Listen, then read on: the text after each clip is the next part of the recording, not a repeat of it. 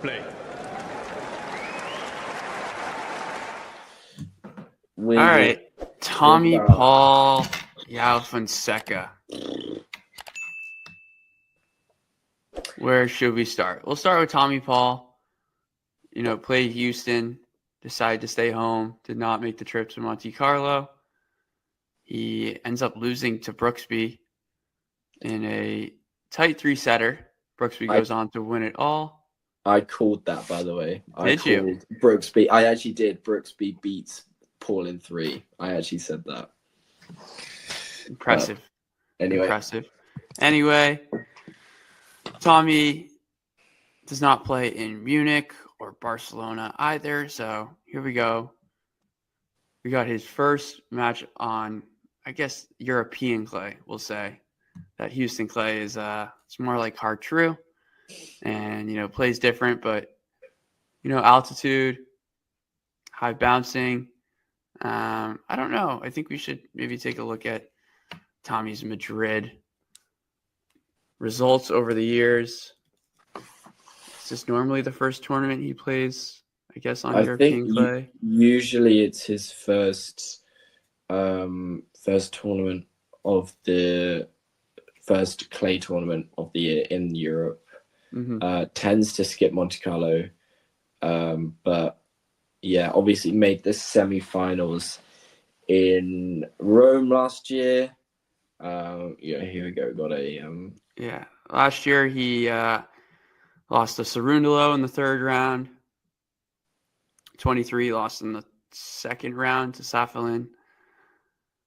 And then in 22 he actually lost in the first round. He played center and he had some match points but didn't convert them. So lost to Safulin in 23. He's got a sting. I mean, yeah, there are definitely some avoidable losses here. But I mean, it's definitely not his favorite place. I think Tommy does probably. Well, he's had better results in Rome. He's a very good mover around the court. Got that very flat backhand. But yeah, we'll see. Had 3 weeks at home. Kind of, it's going to be tough to adapt straight away. You'd hope that he'd arrived in Madrid with plenty of preparation time, trying to get used to the clay. But if he hasn't, and he hasn't had that much practice time, Fonseca, without taking into the fact of how good of a clay court player he is, would give Paul a run for his money on a hard court, and then Fonseca's clay court ability is maybe, especially here, more, I wouldn't say prestigious, but he has a shot here, a very big shot to take out a big opponent in Paul, and I think he will get it done. I think it will be 3 sets, but I think Fonseca will take out Paul, and it's going to be a bit of a stop-start clay season for Paul. Obviously has a lot of points to defend in Rome, but this is a slow start for him, I believe, and especially against someone. It's a tough draw first up. Yeah, I would also agree with that. I think the altitude definitely helps Fonseca a lot more in this situation and hurts Paul in a sense. Paul can be aggressive, especially with that forehand. He flattens it out. But, here, you just can't really give Fonseca too much, opportunity from the ground. Tommy's really going to have to try and play with shape to get, Fonseca into, I'd say, just like less attacking positions and kind of grind his way through points in that sense. But yeah, you're just going to need a lot of variety and find ways to frustrate Fonseca, because unfortunately this is kind of like a paradise for him. And yeah, I mean, obviously he went home, he went to Rio to do his training block, and now he's got a match under his belt where I didn't think he really found his range, but that comes with more time and more playing. So yeah, I could see 3, but I just think from the ground level, like, Fonseca is just gonna overpower Paul a bit. Yeah, and Tommy Paul can. The thing I've always seen about Paul is that For a set of tennis, he can play some, or like for 4 or 5 games, he can play some like untouchable stuff, like so good. But I don't think I've ever seen him sustain that for a full match. Right. I Right. I mean, this doesn't factor in because it wasn't on the clay, but US Open against Sinner last year was 4-love up against Sinner, and obviously that's like prime. I mean, US Open hardcore Sinner, that's like prime sort of stuff. He was 4-love up in that first set and then lost the first set 7-6. Like, he can play that sort of tennis, but then it sort of like fades away and, it's tough. But I just think Fonseca's got more to him about on the clay surface. But yeah, we'll see. Maybe Paul will show us both up and he'll win in straights. But as long as Right. Fonseca's consistent enough, I think this is going to be Fonseca a battle with himself. If he can, make those neutral balls. He loves it when the ball sits up for him on a clay court. Fonseca could put it away all day, but yeah, if Paul gives him too many neutral rally balls, Fonseca will really pull him around the court, and Paul's got no real combat weapons in that situation. If Fonseca, I wouldn't say that Paul has any bigger weapons than Fonseca does, so it's going to be tough for him. Right. That's the difficult part, and the athleticism is only going to help him so much on the quicker surface. That kick Yeah. serve as well. Right. Right. I mean, I've That thing is watched crazy. yeah, three games, and Fonseca maybe out of his like I don't know, maybe like his 15 serves, he hit like at least like 10 kick serves. Like it's just going so. It's like Shelton's kick serve. It's got so much to it, and it's gonna be such a big weapon trying to deal with that, trying to get up that high, especially for Paul isn't the tallest guy on tour, so it's going to be tough for him to really get up to that height and return with any sort of conviction because, as we said, neutral rally balls are exactly what Fonseca wants. Spot on. If you enjoyed this video, make sure you hit that like button. Don't forget to subscribe and click that notification bell so you don't miss out on all things tennis.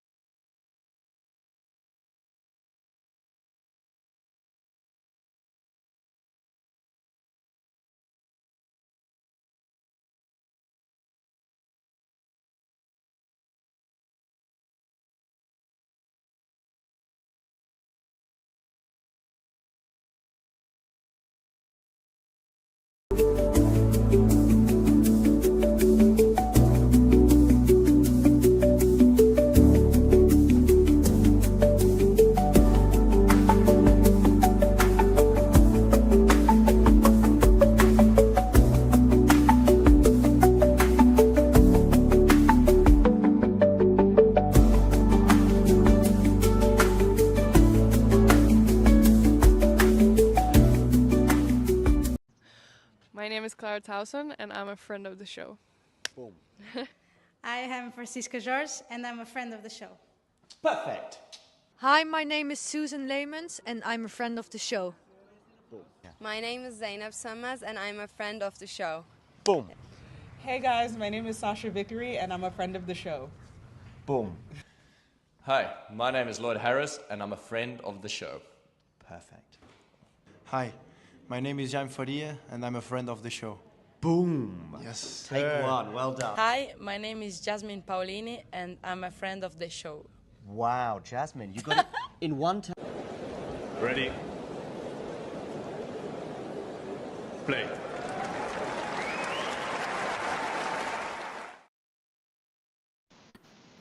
Hi, my name is Joao Fonseca, and I will defeat Tony Paul today. Fergus, how do you feel about being a disappointment to Jake, who was excited to see DK and Brenner? Yeah, I was thinking that's going to be my first comment. Jake, it's okay. Brenner will be joining us, but yeah, you're stuck with me for 5 minutes, and then I'll just shut up in the corner, and you can just have Damien and Brenner talking at you if you want. I just saw Ethan Queen on my screen. I thought you were about to say you just saw him in the chat. I was like, why would Ethan Nah. Quinn be in the chat? I mean, I wasn't expecting him to be in the crowd either, to be honest. No, but Azarenka's sure. there as well. Oh, Azarenka, okay. Yeah.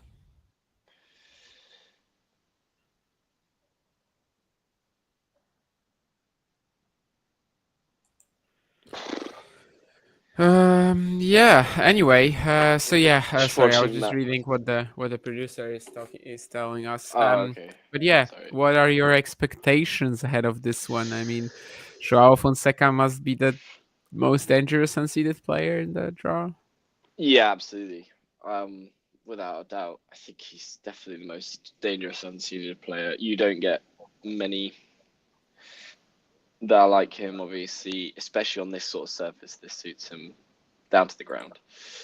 But yeah, we'll see. I don't know. This could get very interesting, but I kind of feel as though with the way that Paul's been playing lately, this is his first European match, first match on European clay. So a little bit of catching up to do. Didn't play Monte Carlo, and Fonseca, this is like what he does. This is his prime surface. So yeah, we'll see. Yeah, I mean, obviously the Paul chance, I guess, is to be, very quick, athletic, and like lure errors out somehow. But I don't know. No, maybe not in these conditions. Maybe I'd actually like Tommy's chances a bit more in Rome. I don't know. I'm saying this as if Fonseca is like 100% to win this, but I mean, he's got a very good shot, and even the early points, they're looking quite scary. It's also quite tough to say that. But I think in the previous stream we just did Świątek Noskova with Mario, and I think I said that like Fonseca is a monster right now, and then the thing is Fonseca actually hasn't played much either, right? I mean, this is his second match since Miami, but Yeah. as long as like nothing happened since, like he didn't break a leg or something like that, yeah, he is a monster. Hello, Brenner. How are we doing, guys? How are we doing? Good, thank you. And yourself? Great. That is Great. a super quick hold for Fonseca. Jake can finally raise a glass. Yeah, in fact, I exactly. think he's been raising a glass since for about 3 hours. So That's good for him. Damien, how was the ego match? Seems like she was more ready for the moment. Yeah, I mean, while I was about to answer that, I barely saw this Fonseca forehand. Anyway, no, I was just gonna say that yeah, she just played honestly her best. Moskova, once she was down a break in the second set, I feel like some of the belief faded as well. Mhm. But finally, it was a good, strong clay showing that makes you think maybe good things are coming. Yeah. Mhm. This match is going to be 96% winners. They're just Fonseca just ripping the forehand as much as possible. What is this? Also, I mean, with the serve especially, Fonseca's going high percentage. I mean, yeah, it's a bit of a joke, isn't it? High percentage kick serve consistently. Like, he's got such a good kick serve. I mean, it's a bit ridiculous. Actually, yeah. No, the second serve is crazy too. Yeah, I know we talked about it. Like when he played Muller. Yeah, just like think Wells one game where 5 out of his 6 serves were kick serves on the service line, and he just it's tough to deal with. If you're not like a huge guy. I mean, you're having to really get up and take them as high as possible, which just that turns into a neutral rally ball, and Fonseca just loves to put those away every single day, doesn't he? So. Yeah, I think what he did there with the Paul second serve on the second point of this game, like that might be the first time that happened to Tommy. Yeah. Period. Like, yeah. What the hell was that? Like, this feels like honestly, I don't know. I'm, if you play a guy who's almost like holding a racket for the first time, like that's how I'm returning then. On the baseline. Too Yeah. good. It's just too good. I mean, that was like, okay, yeah, sure. We see players stepping in, we see players stepping around, running around their returns, but that just felt like, I don't know, like we just made it look like it's nothing, like literally nothing. Scary start. I mean, I don't know if he can keep it up, but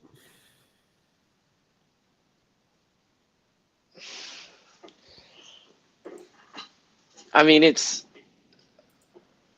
I would say Tommy Paul isn't easily that rattled. He can lose focus quite easily, as we've seen over the years, but I wouldn't say he's one to be rattled on a tennis court very easily. But probably not. No, he'll keep doing his thing. Yeah. Yeah, but at this current moment in time, I mean, especially after that second serve return, it's just a bit of a joke.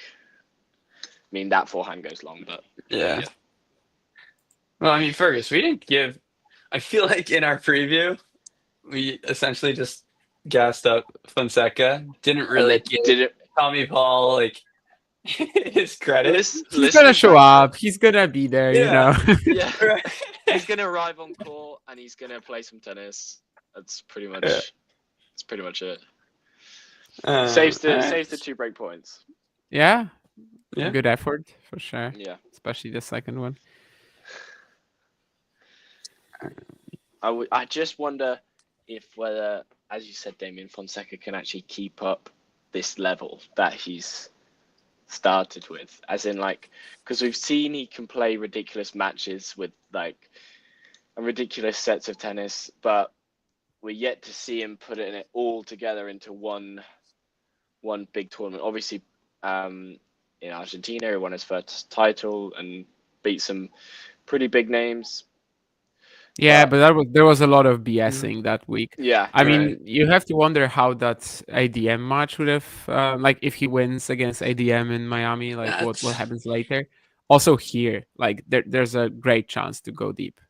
Yeah, Just, absolutely. We'll no see Alcaraz, if he's ready. No Djokovic. Early chances. Indeed, Azarenka and Queen watching Tommy Paul. Azarenka and Quinn is probably the least 2 people I never thought I'd ever see them in the same picture, to be honest. I think Tommy Paul was like supposed to play for, was it Georgia that he was supposed to play for, and Queen played for Georgia? I don't know. Like that makes sense. Azarenka though, what? Okay, random. Sure. At least you can watch Azarenka, Jake, for more than one match this event. I'm sorry. That's a really good smash from Paul. That's a really that takes balls, but yeah. Oh, and it's another break point. Yeah. Well, you see Berrettini's legs. Berrettini doesn't have legs. God. You mean like the entire Fonseca is like a Berrettini leg? What do you mean, Dave? Nulan, to your balding question, I don't even know what to say. The genes in my family seem to be pretty okay regarding hair loss, so I'm hoping that it will be fine. But I am also significantly more hairy than I guess anyone else in my family, so maybe I will run out of it at some point. Would I hold a grudge against Fergus? I already do, so. Nothing I say is anywhere good enough for Damien, so you know, it's okay.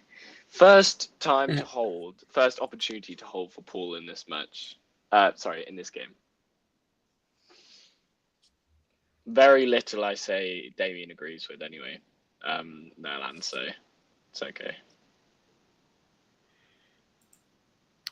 And he's managed to weather the storm, at least for a while here.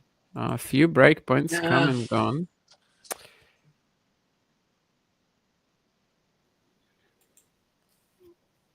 Let's not put Joao Fonseca into the Madrid Open semi-final quite yet. Yeah. Impressive effort from Paul. I'll give him that. Nice win for Draper today, Fergus. Very nice. I thought I was actually expecting a lot longer of a match. Me too. He played well. Draper played really well. And Greeks, it's not like Greeksport played badly either. I thought Greeksport played quite well. But it's kind of like Draper feels like this this court, these sorts of courts suit him quite well. As much as a clay court would suit Draper, I think. But yeah, he played really well. Only had to face one break point. Was super strong from the back of the court, and dealt with the Greeksport serve like it was a hard court. To be honest, you see him stand when he played those matches against those big servers like Berrettini. You saw him standing ridiculous, like nearly Medvedev-esque return positions. And he was just giving himself as much time to make those first serve returns, and they worked. They kind of threw Greeksport off, and it was very strong. But Berrettini in the next round, we'll see. Taking it one game at a time. I did say Draper would make the quarters here, so which Damien probably doesn't agree with, obviously. Why? Because you just don't agree with anything I say, really. No, I mean I've always. Paul Jubb is the GOAT. Yeah, great performances this set. This year. I was already thinking about all the sets he won. Sorry. Anyway. No, Madrid I think is perfect for Jag. So I don't know what his draw is. I wasn't looking at it, to be honest. But Berrettini next round, and then he's probably got Fonseca in round 4. Oh. Yeah. See? Here's where we might have some issues. Yeah.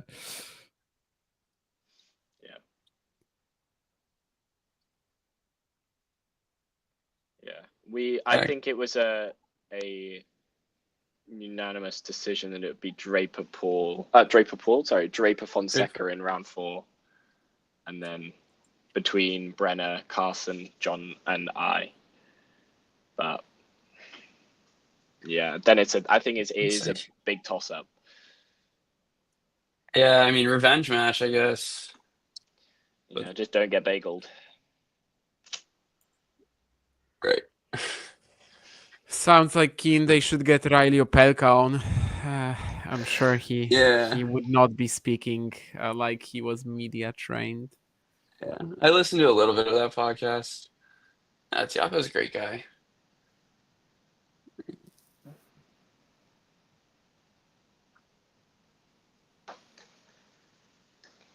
The other change. What is the change? Is that the one? Oh no, I haven't listened to that one. I thought you were talking about. Yeah, changeover's good.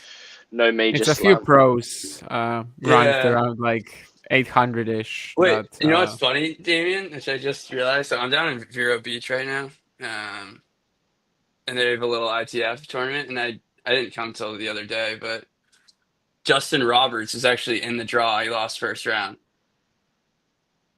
Yeah, I was they are like, all from like very interesting countries as well. I mean, Justin yeah, Roberts represents the Bahamas. Bahamas. Yeah. Jody McGinley represents Antigua and Barbuda. So yeah, it's a funny set of. They've had some good interviews. I Yeah. honestly barely listen to tennis content, but Bernie Tomic was good, or Mhm. Zain Khan, kind of like to get an update on where the hell is he, how is he not playing, as he was a real talent. I mean, Ozan, it's not that I don't rate the Changeover podcast. I just don't listen to any tennis content in my free time. I do enough tennis in my not free time, unfree time. Nurlan has a question on Brenner. Yeah, Who are the top 3 favorites to win the title for WTA? I said I mean, for me, it's pretty easy. I'm gonna go with 4: Iga, Sabalenka, Rybakina, and Dreva. Those are no underdogs winning this one. That's my take. What do you mean by I declined them, Ozan? I never declined them.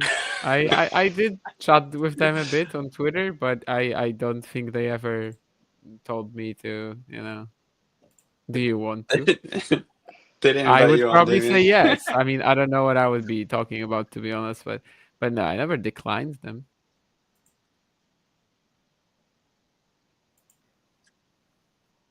Yep. Too big. It just looks so effortless. The power that Fonseca gets through the forehand. Yeah, I already want to see the stats after the opening set. Like, how quick is he playing that? Because this Yeah. feels like a Arthur Fields type of ish, yeah, 135 kilometers an hour average or whatever. Novak was at some crazy numbers after the opening set today, which wasn't really giving him any good results. Did anyone watch Novak's match today? I was gonna say I've been out of the loop a little bit, but I did. Was Novak just Novak not this in the season? mood? Yeah. He was playing like Kliena Ostapenko in the opening set, which is like kind of ideal for Okay. Arnaldi, because like he wants you to attack him. He doesn't want to he overplays so much when he has time. But actually, second set is very very like watchable if you have a chance. Some of the gets from Arnaldi were insane. A lot of like back and forth rallies. I think in the second set Novak was like straight up, trying his best, just lost it. There was a love 40, then converted 4-3, which kind of at 3-4, which kind of just killed him at that point. Yeah. But first set he was just full powering through his shots from both wings. So first set was weird. After that, I do think actually he was trying like super hard, just didn't get it. 2 break points. Again, he's got more break points to fend off. Yeah, I mean the backhand is like it's like obviously it's nothing like the forehand, but it's just so clean as well. But can he finally take a break point is the question. No.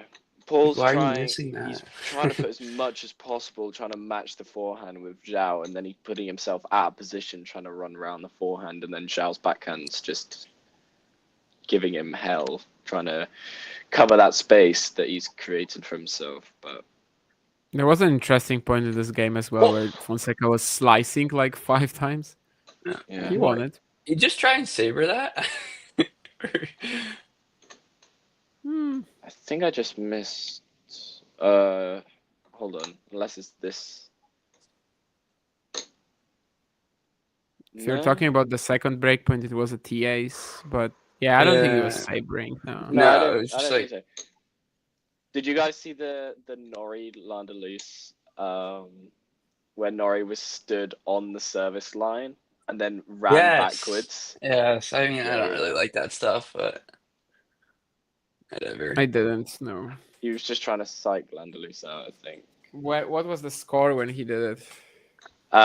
It was like 5-all in the first set. Norrie was struggling with illness, but Landelus had been double faulting, kind of like because he clearly was struggling with nerves throughout the whole match. And then Norrie basically just stood on the service line and then charged backwards as he came in for a second serve.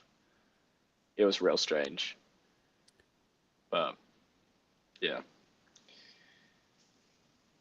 Wait, Damien, doesn't Tommy Paul and Ethan Quinn like low key share the same coach? Who is the coach of Ethan Queen? I don't know. Yeah, Is it? because that Is was like it? a thing in Dallas. They were like, oh, when they played each other. Oh, yeah. You might be right. Maybe Houston though? Didn't they play each other in Houston? No, that was Colton Smith. Yeah, Yeah, Smith. yeah. Oh, it was not, Colton. Yeah, you're right. Mhm. Who did Ethan lost? I don't know. Never mind. Yeah, you're right. Ethan didn't even play. Yeah. No, he didn't play. Yeah, because Tommy used to have. Yeah, I don't remember what the guy's name is, but I guess that's the connection. I'm still like shocked as well, not shocked, but I'm still confused as why Azarenka's sitting in Paul's box currently. Yeah, I have no clue. Maybe she's the magical totem of saving breakpoints. 6 out of 6. Yeah, and, what is going on? Are we getting an appearance from Ozan? It's been a long time. Yeah, I think so. I think he can probably. I don't know if he's gonna win a Masters on clay. It's gonna be this one. But yeah, I think I have no doubts that he'll win a 250 or a 500 at some point in his career. It depends how many he plays, right? Because Yeah. like right now, yeah. I mean, he's 5 in the world. I mean, 6 in the world. Sorry.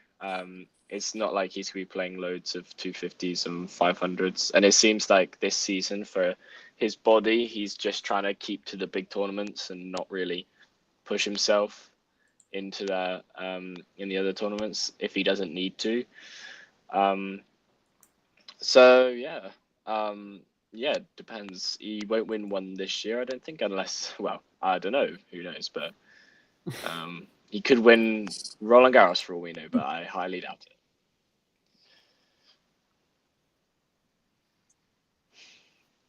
Is John gonna join us, or did he just decide to? I think to he might have hit the wrong. I button. don't think. Yeah, I was about to say think because I was like he was kind of. No, I don't think that's on purpose. No. Damien, are you going to Estoril tomorrow? Or later? The day after. I'm traveling on Monday. How excited are you on a scale of 1 to 10 to see all your favorite players in Estoril, like Felix Auger-Aliassime?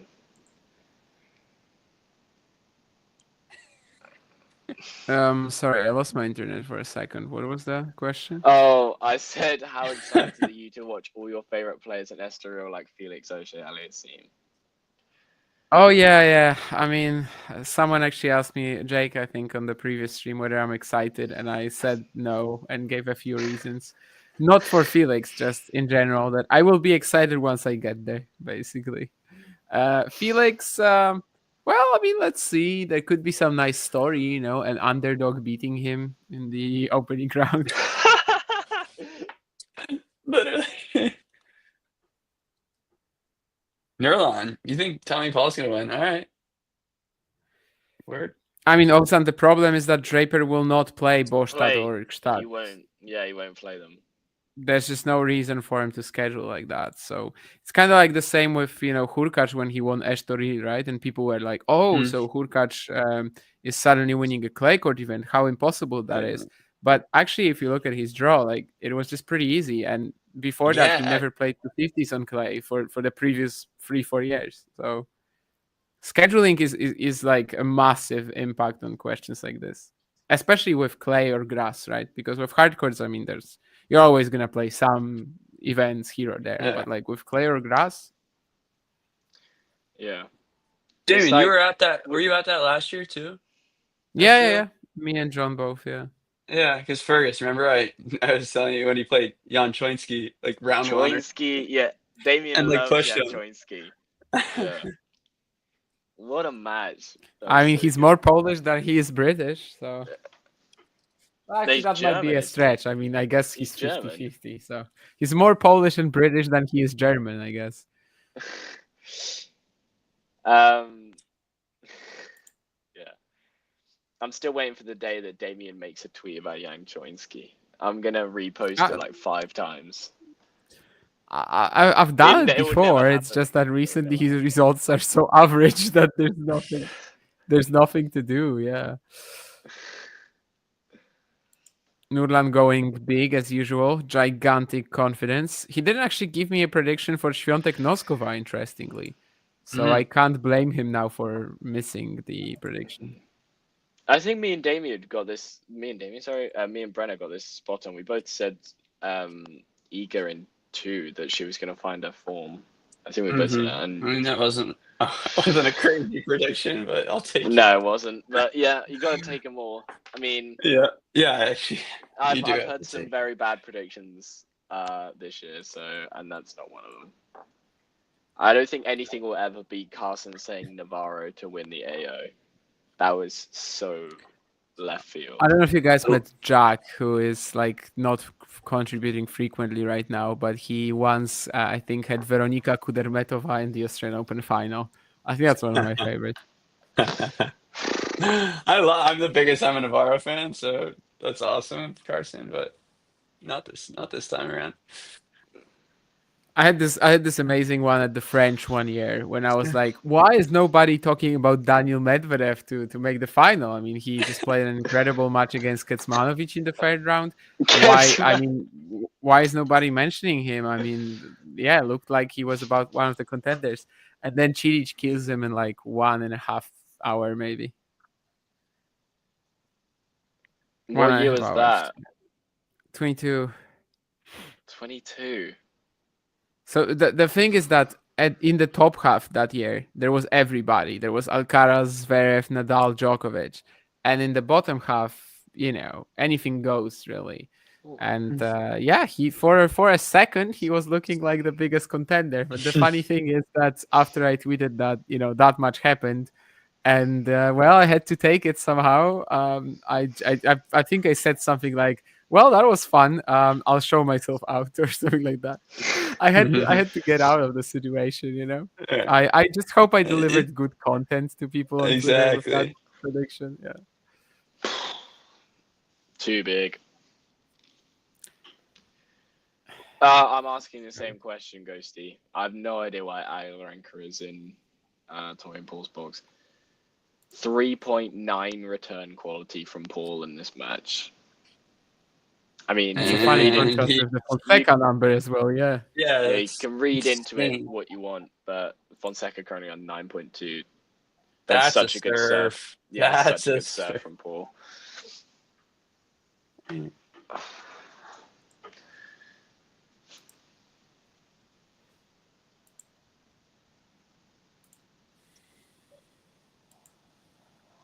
I don't want to. Yeah, I was about to say I don't want to stir anything. Like I don't want to say anything, but like, isn't Tommy Paul? Tommy Paul doesn't have a wife, does he? Yeah. I mean, he doesn't have a wife. He has a girlfriend. He had a girlfriend, the one that was that neck grabber, right? What you're thinking of? London, like neck grabber. Isn't that Tommy Paul? It is Tommy Paul, right? What do you mean by that? There was this like after a match or something. Okay, like an awkward moment. Okay. I'm thinking of Queen's Club final. He won it and like. Yes, exactly. That's what she was getting a lot of buzz. Yes. Okay. Yes. I was gonna say Queens, yes. Yeah. I know what you're talking about now. Yes. Yes. No, I remember now. Yes. I mean. Yeah, he's living right. I was like, what are you talking about? And then I remember seeing that last year. Yeah.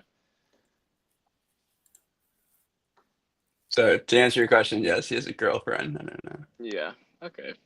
Well, at least had in Queens. Yeah, played. Yeah. I don't know. No idea. Obviously, nothing wrong with them if they if they are together or if they aren't. Obviously, yeah. Like, what do you want from me? Dude, we got the crew in the chat today. Everyone's out in the chat. Everyone's here. I'm loving it. Paul might get away with this game too. He's literally He's burglaring game after game. And he does get away with it. Oh, God. I mean... I kind of wanted to stay on the Arnaldi topic because I feel like him and Cavalli just like kind of flip places, and I'm Yeah. a big Arnaldi guy over the last year. Damien, what do you think's been the problem for Arnaldi? He's playing like Consistency? an idiot. Yeah. I mean, I think love Matteo was Damien's like he insightful wasn't comments. initially like considered a major prospect in Italy like Coboli was, and I Yeah. think Matteo like he just started from a really good defensive scrambler, fantastic movement, and then he started. I love this about him, by the way, that he started like developing a very complete all court game really. Yeah. And he was like not afraid of hitting out. He was not afraid of maybe, let's say, taking some losses, but doing something that will help him in the future. But I think at some point he just kind of lost it along the way. And like against any good defender, he's just spraying so hard. It's really like so easy for him to overplay right now. I think he's gotten very matchup reliant and just has so many days when he's trying to be aggressive, and it's not really the core of his game. And yeah, I think at some point just kind of overplayed it a little. The fact that at first I liked it that he was so that he was so like, I don't know, I want to try, I want to keep doing this even if it's maybe not the most optimal thing right now. So I think maybe that's a problem a little bit, and it kind of shows in his matches. He plays Arthur Fils and he's like Novak Djokovic in these matches, and then he runs into, I don't know, Alex de Minaur, and you can't watch him literally because your eyes will bleed out. No, And it's tough to be consistent like that. I mean, he also like hasn't really had like a final on the ATP tour, right, or something like that. It's been like a terrible year for him. Disappointing a little. Results wise, just been yeah. Anyway, but I did like your comment on Twitter today where you talked about like his instincts kicking in, and like that's when he's like sometimes at his best. I like that. Still think he's doing a bit. I mean, I don't know, maybe not doing a bit better than Coboli, since Coboli obviously won an ATP Tour title. But I take Arnaldi. Like if there was a match right now between Arnaldi and Coboli, I'd take Arnaldi. I'm with you. Yeah, I was just saying that because I think they kind of flip places on the Davis Cup team, which it's. I also feel like they kind of swap places ranking wise. They're always around that 32 to 38 mark, and like never move. Yeah. Was Runa really hurt, or is this just? I don't know. I was asleep. It's fine. Paul gets away with that. Yeah, I didn't catch that. So it's just like. I just said Ghosty. He doesn't have any. Yeah. I don't think he has a final either, right? Or maybe I'm forgetting. I think he has one. I couldn't tell Not you that where, I can think of off the top of my head. I mean, Umak semi this year. He was also in Canada semis, right? And I think he was also in the semis this year somewhere, Delray. But I don't think he made a final. Unless I'm just completely blanking on some week. But I don't think so. Which is a bit weird. Like, with a 30-ish ranking, you usually would make a final. Yeah.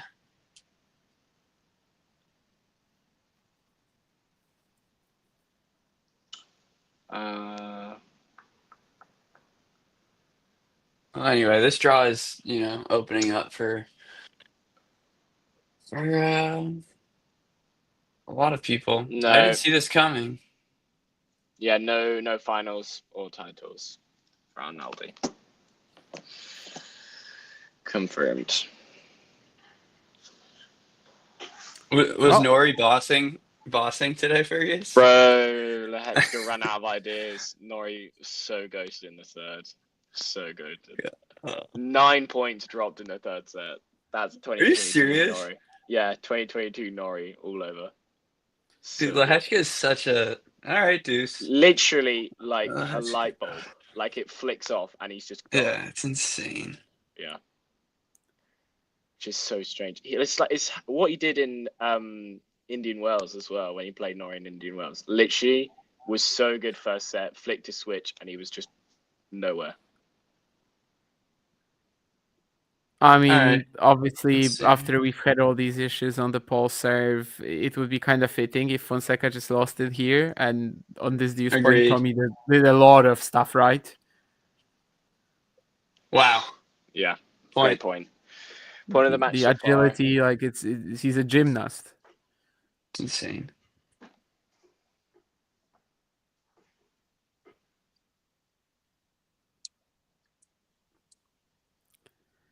It was that awkward. It kind of turned into a drop shot from Paul, defensive scramble. The good thing about Norrie winning today is that I won't have to see him in the story. Right. I would gladly swap places with you if I got to go see Cam Norrie play. Landaluce had the chance to stop the Norrie plague in the opening round, missed that forehand, and now here we are. Damien doesn't like anything I like. I told you guys. Anything I like, Damien does not. I mean, it's not my fault to like everything that's British, you know? I also like other things. You do know that. Tough to like the Brits. I mean, you know, the rainy weather, the dry humor. That is also because you're Polish. Perhaps. Well, that was the first tough game for Fonseca here. And just... Despite the 9.2 return quality, it still hasn't broken. I don't eat fish, Ozen, so that's a problem. Chips, I mean, if you gave me like, I don't know, chicken chips with chicken and chips, then yeah, I would eat that. The butter is good, you know, so no, that's fine.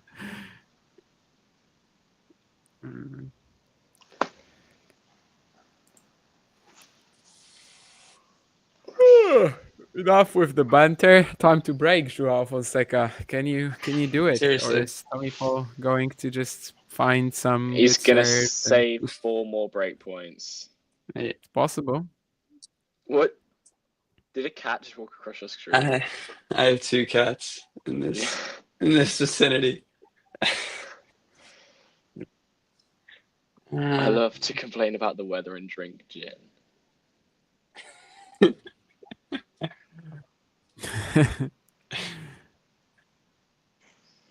I know what chips are, Oza.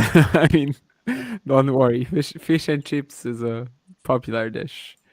Not that I have ever had it, but I very well know what it is. That's crazy. That's crazy. You haven't had it, Tim. You've never had fish and chips?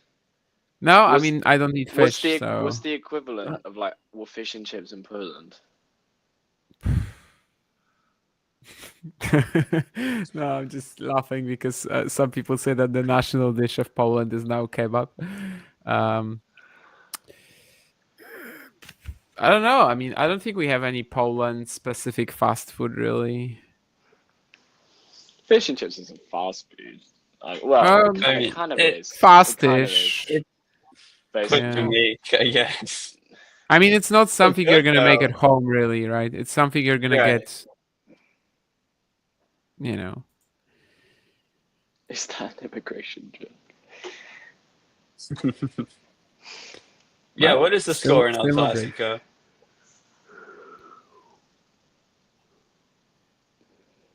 I know. Is this today like the most meaningless El Clasico, right? That's the one? Yeah, probably. Yeah. Okay. Also, Robert Lewandowski is not playing, so 3-week injury at the worst time of the season. Will miss the Champions League semifinals. Horrible. Yeah, I'm so, you know, I love all Poles and I wish them to succeed. Anyway. Tommy Paul actually finds a comfortable serve. Dude, it is. Jordan clearly not a fan of fish and chips. No, I it's, mean, as someone who doesn't eat fish, it's definitely tough for me to like. But the whole, idea of it, getting it in a paper, especially as it used to be back in the day, yeah, it's fun. It's a good bit of culture. back in the day, Damien, you're 26, not Back in the 50. day, as in like when fish and chips was invented, not when I was doing that, because as I said, I've never had it. It's also not exactly the healthiest, because if you put it in the paper, the ink is let's say the food is taking the ink in. But I'd still do it if I had to eat fish and chips. I'd still do it in the paper just for the original kind of vibe to Well, it. So for the nostalgia. well, no, but for the tradition, let's say. I mean, British food doesn't have much tradition. So English breakfast, though, I like that. Well, maybe we should not talk about British food and talk about I mean, we pretty much talked Tommy about Porter- everything regarding British food, so I think we should switch to the match indeed. No, It's a good one for you, Keen, man. I think Koulibaly is really not that good, Keen. Damien literally, I don't think I've ever heard Damien hold back on a comment ever. Like, it just speaks his mind, and that is it. Unless what am I going to say? It's No, a great story, but he's like no a sugarcoating it at all. left-handed Mikael Ymer in many ways, and yeah, it's something. Oh yeah, that could be a career, maybe. You said a left-handed. Could be if he was a bit better at doing that. You're right. I mean, great story though. I still think Keen tomorrow, my man Aziz Dugas is going to win his first challenger title in Abidjan. Yeah. Too good. Wow, that was impressive. If he even beats Heads, but I think he should probably win the final.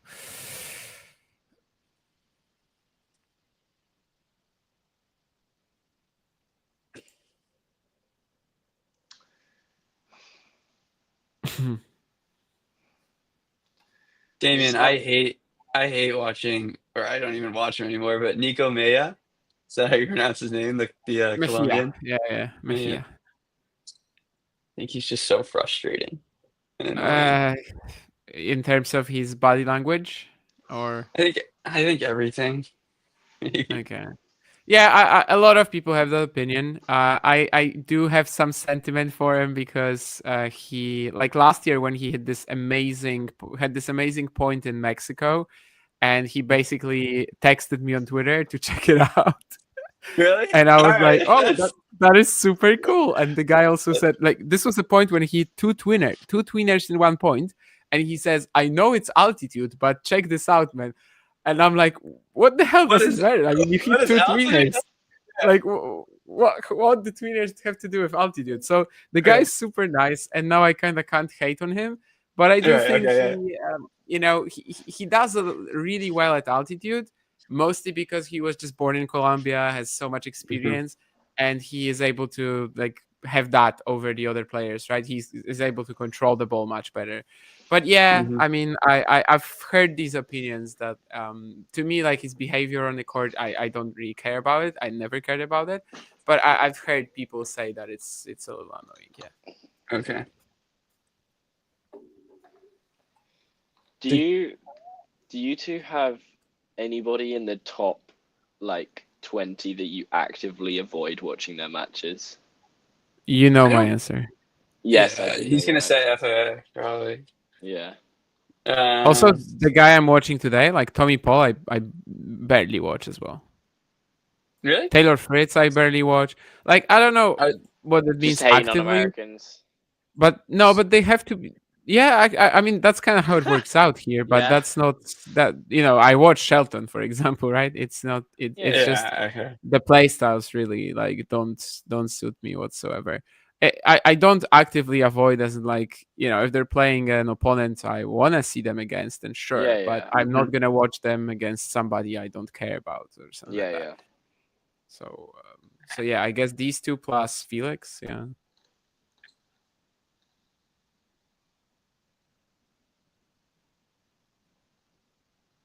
I mean, I'm looking at it now. Mahach, like I'm not the biggest fan of him and his game. Oh yeah.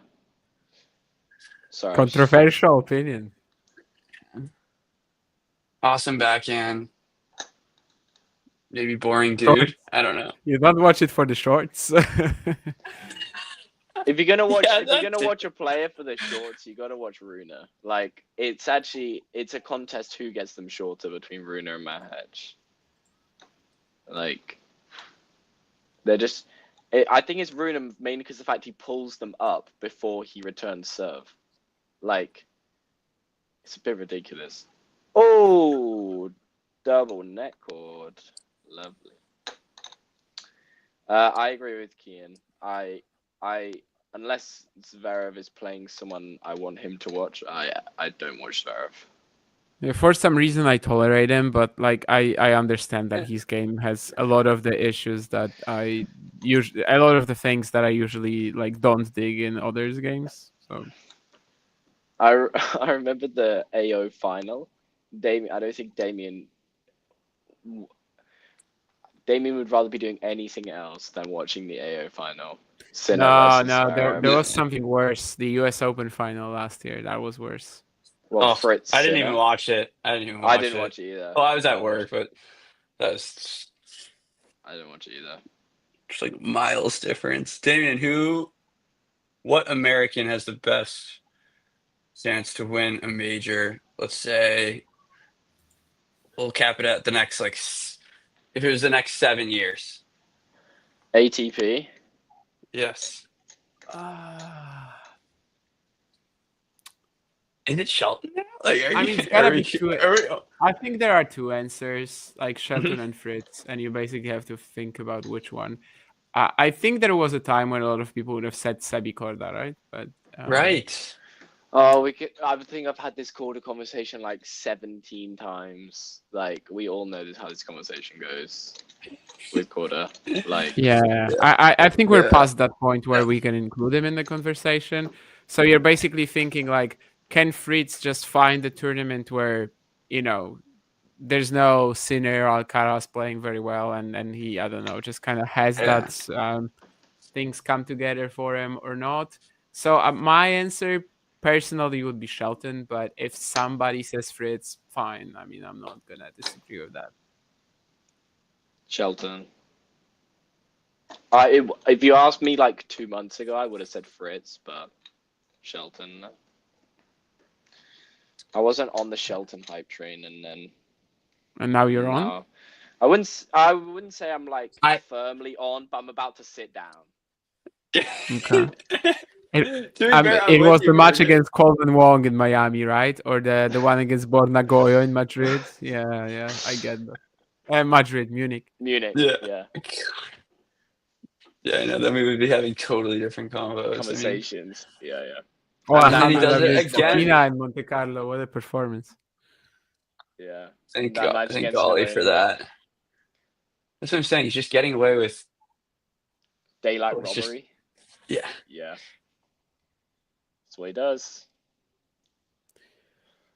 We are really like getting closer and closer to a tiebreak. I was gonna say, snuck up on us. And I mean, Tommy is doing like pretty like insanely well to stay in some of these points. You're probably gonna see something incredible right now. And I mean, he kind of scammed it at first, but now they're like just straight up 50-50. And that's such a joke. That's actually a joke. That is a joke, yeah. Fergus, we're on the same timing there. Yeah. Wow. That's insane. Let's say Fonseca goes down on the scoreboard. It's not gonna be easy playing playing a guy like that from a set down when you have to be either very cautious, which he's not, or just hit a billion winners. And like 3 of them in the same point, because it's impossible to put a ball past Paul here unless Fonseca just like finds the line. The thing is that this has been a pretty physical match. Can Fonseca do this for 3 sets? Probably it's not that long, right? No, Yeah. not as in terms of like. Yeah, I understand, but length. like that's what I'm trying to say. That it's probably not long enough for that to be a thing. Although it was against Right. ADM in I was Miami. gonna, Damien. I was gonna say that. I mean, he had chances to put it away in the second. Kind of just wasted them, as he's Tiebreak done it today. is. Well, all I'm saying is this tiebreak is actually super vital. It's Agreed. gonna change the entire way we proceed from here. Do I think that TP is fitter than Joao? Oh yeah, 100%. Physically, yeah. As in, like easily. I mean, yeah, Joao is still developing as a player. Like, there's no doubt about it. And Tommy's one of the most athletic guys on tour. Maybe the most athletic guy on tour. Maybe apart from Carlos. Although Carlos is injured right now, which is kind of,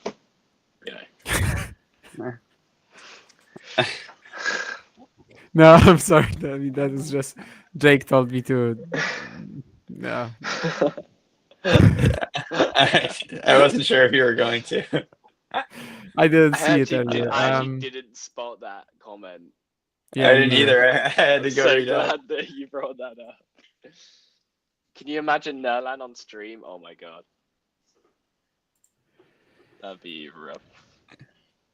On a pre-recorded thing where we can cut out some of the things he will say, maybe. But as far as I know, John isn't a fan of the idea, so.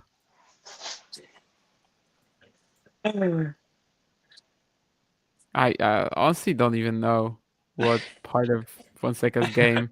I mean, part of you wants to say return, right? And then yet he's been returning so well here, but obviously just more margin, I guess. I mean, he has everything, right? So like whatever. Just making sure that he isn't as much of a hit or miss machine as he is right now. Absolutely just pummeling the ball like so hard. Like, who goes after balls like that? I don't know, maybe an inside-out Shelton forehand? Props to Tommy Paul for actually managing to deal with that. Like, he won the point. Like, props to Paul for scrapping that back. And movement defensively as well, I think is pretty poor. But if you're hitting the ball like that, we said the same with Mario and when talking about Świątek Noskova, that like if your movement isn't amazing defensively, you just gotta like hit the other player of the court. And yeah, I mean that's what he's doing. So who cares really?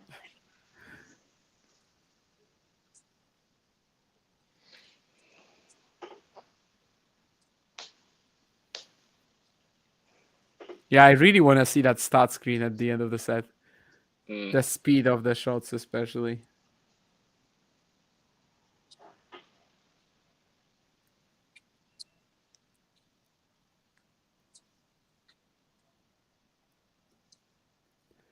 It seems like Fonseca also kind of wants to see that stat screen as early as possible. So big. It's actually just teeing off. Yeah.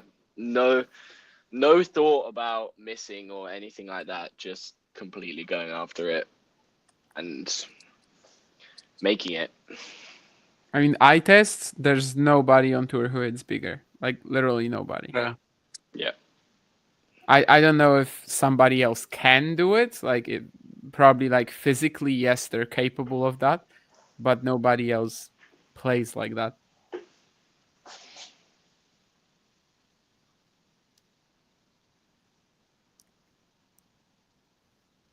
It's actually well dealt with from Tommy Paul.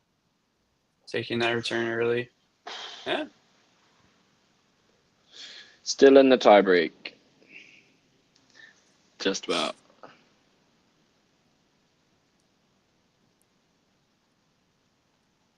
Oh, Nick's in the chat. Yeah. Oh, Nick, hi. I mean, we are talking about Fonseca all the time, but yeah, I mean, Paul is doing super well to keep up, and if he can snatch this set, That'll be daylight robbery. if Paul can take this set. Considering the 4-1 in the breaker, yeah. Like without the 4-1 in the breaker, maybe not so much. I mean, obviously at first it was amazing, but no break points and just the one game that went to juice on the Fonseca serve. Ozan is giving us our own version of tennis. Did you get that insights. straight from Tennis TV? I feel like you probably did. Well, too big, just too big. He's being sarcastic, but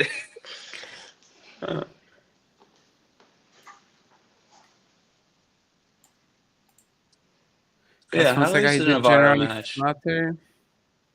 Yeah, probably. Mm-hmm.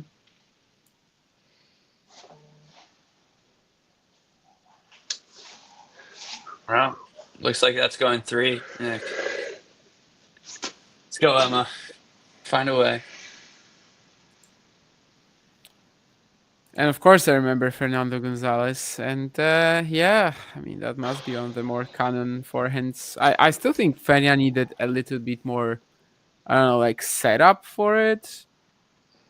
A little bit more time, just stand behind the baseline, get that arm strength in, and Fonseca is just like flying into all of his shots. It's a little different, but obviously Gonzalez is up there with the Del Potros of the world.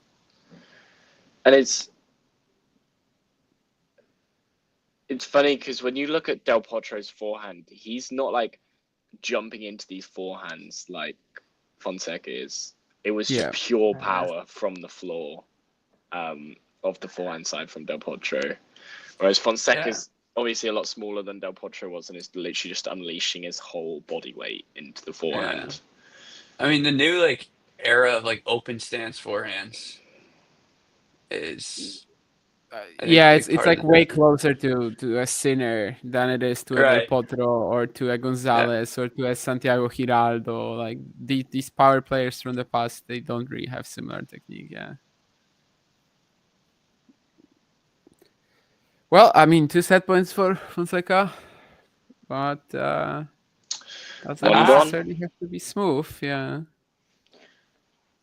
I mean, if Paul wins the set from here, that is now actual danger. Yeah, now it's a robbery, yes. Now we just call the police. Yeah. And it's, it's on his racket. It's got on his serve.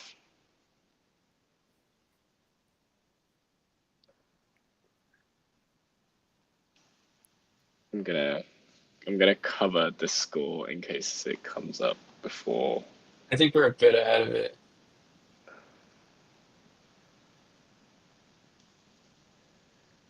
Oh. Here we go, 6-all.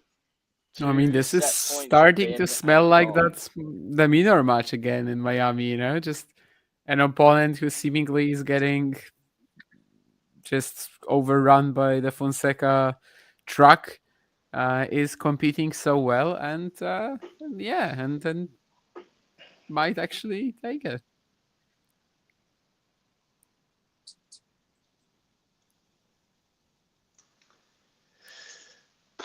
Six all.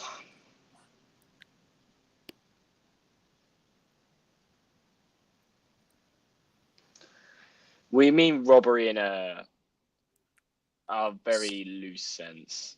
You have to take into account what I said earlier about how Fonseca's had 7 break points, Paul's had none, and has had 1 juice game on the Fonseca serve. Fonseca's been 4-1, 5-2 in the breaker. 4-1, 5-3. Yeah, that's what I'm saying. I'm not saying errors coming off rackets. I'm not saying. Here we go. And this is a chance for Paul now to actually produce something quite remarkable, I'd say. Yeah, if there are errors coming off his racket, it's kind of like the Draper match in Indian Wells. Like they're coming off his racket because he's forced to be perfect. Oh my serve. Oof. I went straight through Paul. I heard a reaction from Brenner and I was wondering there's no way Paul gets this smash back. Yeah, you just went right through him. You're literally right through him. Actually hit his Racket. I think the bomber's Racket, yeah. Yeah. I mean, what a serve though. That was impressive. Yeah, that's just long. I love how Fonseca just tries to put that away just with no effort, and then the first forehand he probably missed today was the one he didn't even need to hit. Well, Taps on the backhand side, yeah.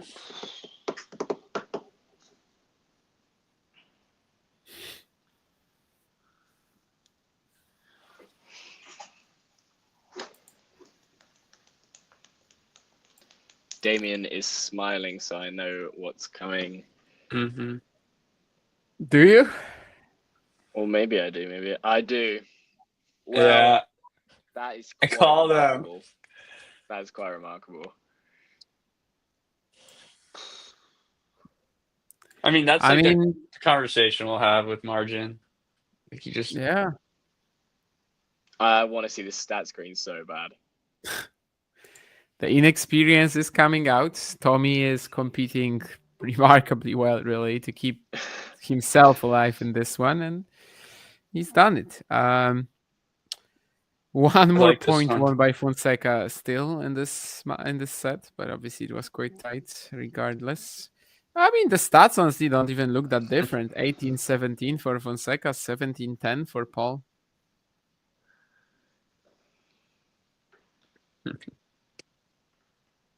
This is a good question. Nerland, I like this question. It's a good question. 125 on the forehand from Fonseca average. So I think Novak was higher today, but yeah, he was just ball bashing in the opening set. That was by opening set, by the way. Not after the match. What I said, the Djokovic stat. And yeah, 0 out of 6 on break points, obviously. You know, who's super happy right now is Mario. Mario loves Tommy Paul.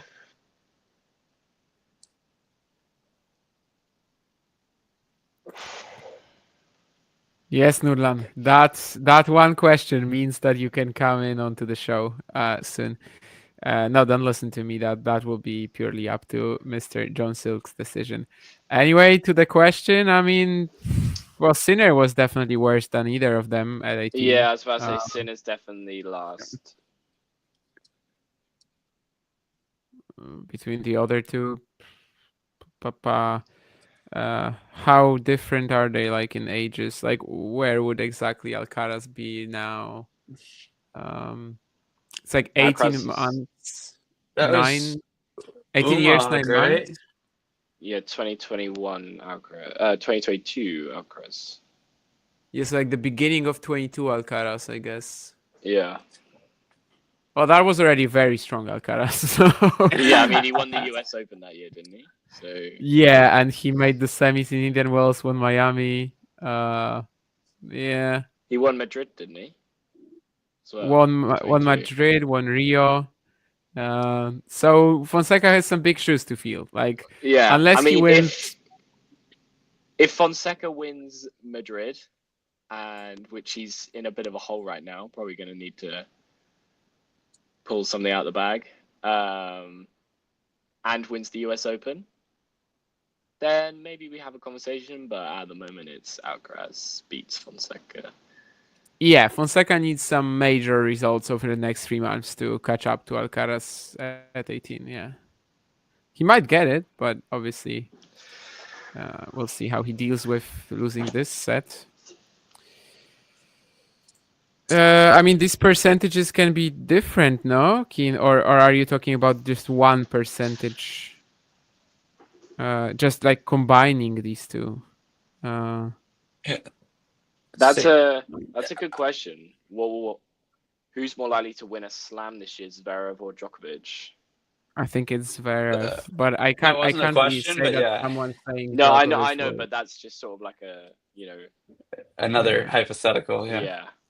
Definitely Zverev. I think it's Zverev, but I can't really, like, if somebody says Djokovic and their argument is that, for the Australian Open, he gathered himself together and made a great effort, then, like, I can't really disagree with that. I also have another question about Djokovic. Was he a better clay courter or a better grass court player? Grass.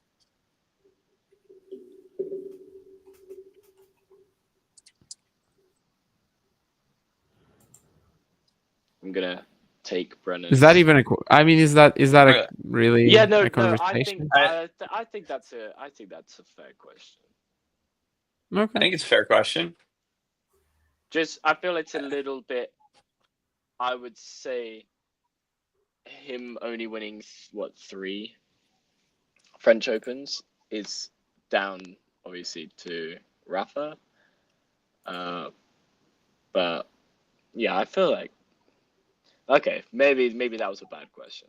I thought it was a fair question. No, My I bad, mean, guys. if what you might argue is that like Djokovic could legit be maybe like the third best grass player ever because Federer, Sampras, and Djokovic are so close, whereas he's like easily the second best clay player ever. Yeah. So like that's an argument to the other, I guess. Oh, direction. I can't remember where I asked this question before, but is Federer a better clay player or is Nadal a better grass courter? Yeah, I think we did have this one. I mean, I have to say, Federer 2005 to 2008, 9, he's very underrated, I think, on clay by now, because like people forget that, you know, out of these 4 French Opens, he probably wins like all of them if Rafa is around. It's tough to say. That's a better question. That's got Damien. Yeah, thinking that's a more than good the question. last I one. feel like with that you could just go for ages and Yeah. find a lot of arguments.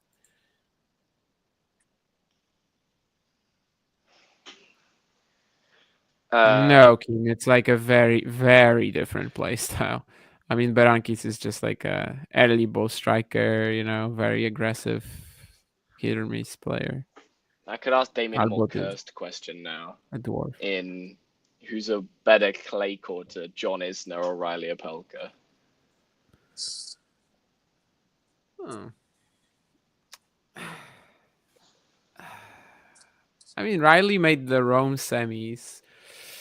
Then again, some of his recent performances, just more towards John, I guess. One of the few players to take 2 sets of Rafa at Roland Garros. Pretty solid in the thousands. He never really played Monte Carlo, but like Houston, I think they've both won before. Of course, it's a different clay, but still. I guess John just has more prolonged success on clay, but Riley, to me, with the the Rome semi, he kind of proved he could be at the same level. He just hasn't achieved enough. I don't actually know. What's Opelka's peak ranking? Like 14? Maybe higher, like 17, I think, maybe, or something like that. Anyway, that was just off the top of my head. Yeah, Kean, it's a decent draw. I'll make my comment about it now. I watched Jack Kennedy, the junior #1 for the U.S. yesterday. 16 years old, kid's gnarly, but he lost to this guy. He's actually from Great Britain. Fergus. His name is Blue Baker. Yeah. You know of him?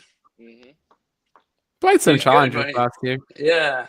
Yeah, he's just been been injured. Semis. He's like 1-1-1-6 in the world or something. Yeah, but it was like 700, 600 last year. Yeah, he took 2 years off. Yeah. 2 years off. Bunch of injuries. Was it an M25 over there? Yeah. 15. Oh yeah, 15. Yeah, that's right.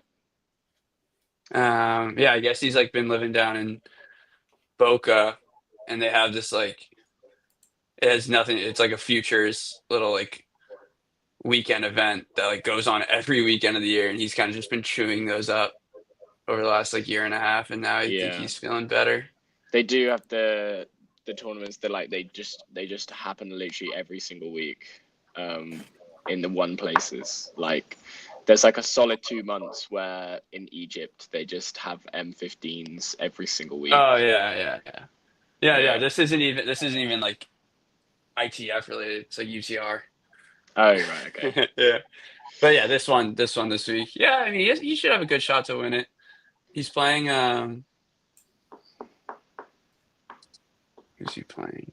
It's the semis right now, isn't it? They should be playing like tonight, right? Finals tomorrow. Yeah.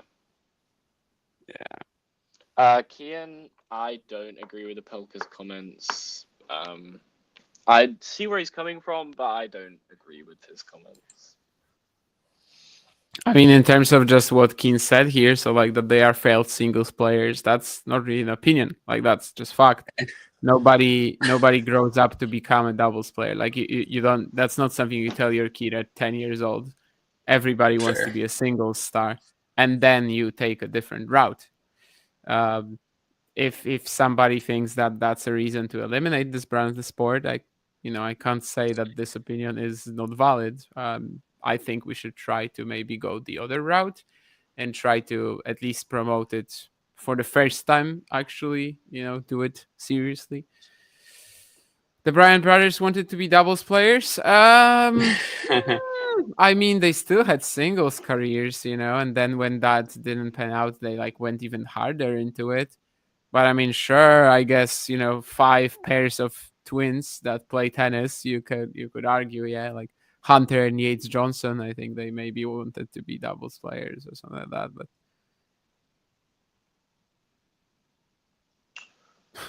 a little loose there. Had some missed A little opportunity. loose. Yeah, he actually had him in a good little backhand battle. Jake, cheers, mate. Keen should answer to this question, by the way. I will ignore it, Ozan, but Keen, you can answer, Ozan, because I know you want to.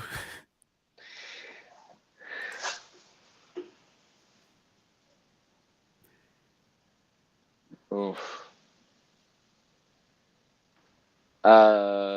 Yes, Nick. I'd say that first set was pretty entertaining. It kind of skipped by. It's high speed, yeah. That tiebreak kind of summed it all up, really. Yeah, Fonseca is bulldozing every forehand. Paul is just running around and being the physical beast that he is, and competing so well that he actually took the opening set somehow. So it is actually very good. Yeah. Blue Baker, he's playing William Grant. Do you know him, Damien? Yeah. Yeah. Have I watched him? I'm not sure. I've definitely talked to somebody about him last year. I mean, someone was talking, about him because I don't have much knowledge about him. Oh, he was also the guy who Lerner Tien lost to on green clay last year when he had that rib injury. I was, I think, Orange Park, maybe. Yeah. Yep. I think that's next week, actually. That's where all these guys are heading. Yeah, I think he played in Poland in the ITFs last year too, but I wasn't traveling. I traveled for the final, but I didn't see his matches. But yeah, don't really know much about his game now. Yeah. Solid. I didn't realize that. Very good. Oh wow, we got Deuce. Yeah. Yeah. We'll talk. We'll tune in here. From 40 love to Juice, Fonseca just. I don't think it was 40 love. 40-15. 40-15. Yeah. Oh, sorry, 40-15. My bad.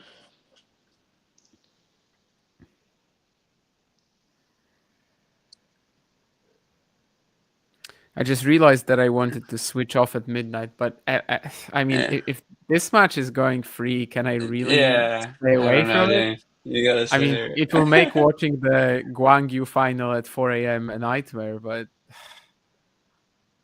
I mean, it's okay. It's Sunday tomorrow. No, it's not okay. Sunday is the worst day. Also Monday at 5 a.m. I have a train to another city where I'll be flying from. Where I'll be flying from. The unfortunate thing is that I have to go to Warsaw to fly from there. So. Oh right. I'd probably say Fernley. Mainly because Fernley's been Monday's been out of college less time than Fernley has, and I don't know. I'm kind of expect. I remember Damien made a tweet earlier this year saying that he hoped, or was it Damien, that he thinks that Monday's going to do what Fernley did, basically, and basically just go on a mad run of challenger wins and kind of shoot up the rankings. I don't know if it was me. Probably not like challenger wins, but that he could have a similar run as in every single year. There's a guy who just like comes out of college and just demolishes the tour the last 3 years. Right. So I might have said something like that, yeah. I That think he it could was- be like the next in line after Shelton Mickelson, Fernley. Yeah. You said this in Feb, so. Oh, he misses it. No, he missed it. It was almost like identical to the six, And now 7 Joao point. Fonseca will actually have to break for the first time. And also, if he loses, he might play Story. Yeah, I know. James just tweeted at you, Damien. Heading to Ozan, to Estoril. answer your question, I'm going to say Fernley. Mainly because I don't think Monday will be great, but I think Fernley's probably got a higher ceiling. Yeah, Kean, I was going to mention, I've watched a little bit of Strong Kirkmeyer. Damien can probably give you a better picture. Kozlov, yeah. I mean, he's got game. I have watched him a bit. No, I mean, unlucky. His game is just so weird that I don't think you Right. can go much further with it. I don't think he's been unlucky. It's just limitations, but no doubt he's really talented. Yeah. But like, how do you actually want to progress with that sort of game where your forehand is 60 kilometers an hour and your service maybe 100? Like, it's not really possible in men's tennis, this era at least. I didn't, but I'll do it to answer your question. Well, I don't think you did send me a message about it, but yes, I got it. I got you. Also, with the friendly Monday question, I guess, fair thing to ask first is like, what exactly is the ceiling of Jacob Fernley? Because yeah, like if it is what he's doing right now, then probably Monday can be at least as good. What do you think Fernley's ceiling is then, Damien? To me, I don't think it's gonna be much higher than what he's doing right now. But I don't know. Maybe I'm just wrong.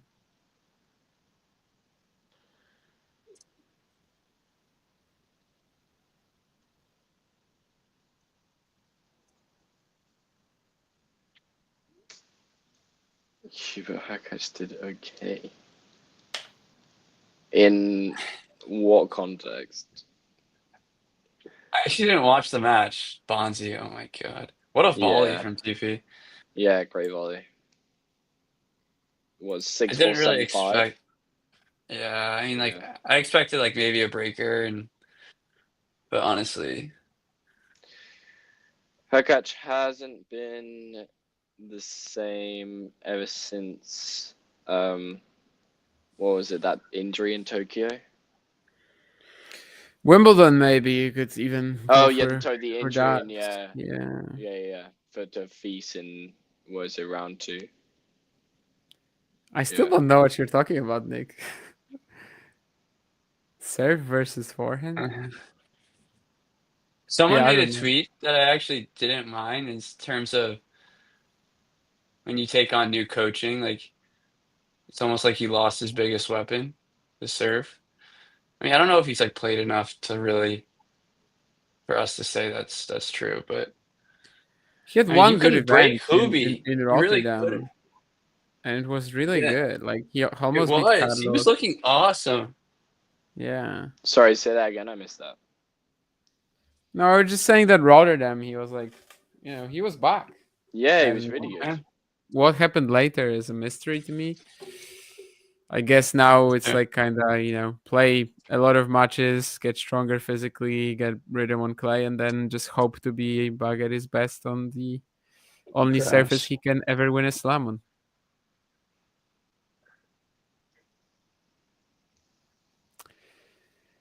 And more and more errors are now swooping into the Joao Fonseca game. This was what I kind of expected, to be honest. I mean,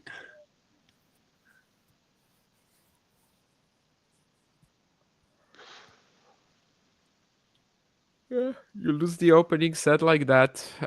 Obviously not a very experienced player. Gotta keep up this crazy pace of trying to blast through Tommy, who's very tough to blast through, and Right. things are looking quite rough. This is. Who's it?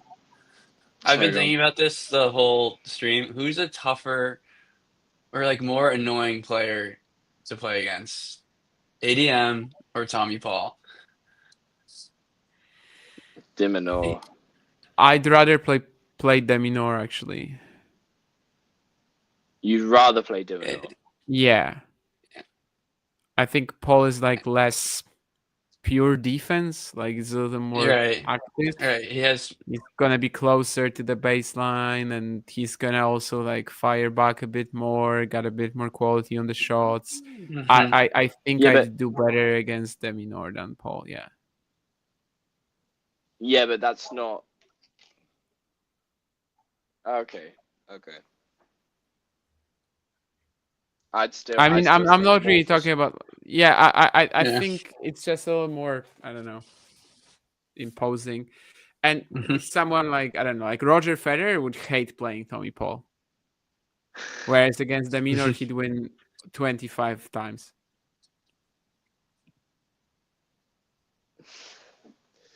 Carlos Alcaraz, who does he handle better? I mean, it's no contest. Yeah.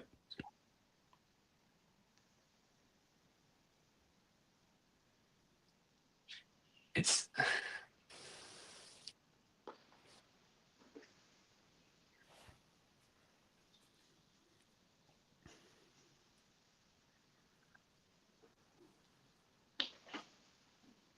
Yeah. There you go. 10 unforced errors in this set. 4 for Paul. Good serve out wide though. yeah. It's gonna be an important hold. Very. I mean, obviously, but top 30. Well, I mean, at least if it ends in 2, there are a lot of assets here for us. Like there are a lot of benefits. First of all, Joao might go to Estoril. Second of all, I will have enough time to get some sleep before the Guangyu final, which I wouldn't miss it for the world. You know, Aibek Akhmazov, Never. Jason Kubler. No, it's actually a very good final. I mean, Kakhmazov's first, and of course Kubler is like on his way back. Didn't we just text like 3 weeks ago I about was Kubler? texting you about Kubler because I was curious. I mean, opportunity. He's probably the favorite, right, to win this. Yeah, for sure. Yeah. Kian, funny enough, I just watched him yesterday. Yeah, I mean, he was there was plenty of hype about him. Big dude. Yeah, I mean, he played kind of a sloppy match yesterday.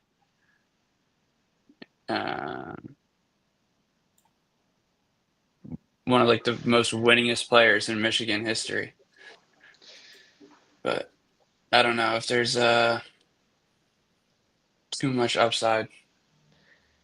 In a weird way, I almost feel like if Tommy Paul comes through this match, then this almost opens up the draw even more, even though Paul is obviously the seeded player in this. Right. And I Fergus, like, okay, you don't have to like sugarcoat it. You're just thinking about Jack Draper making the final. I'm not. Okay, whatever. No, David hates me.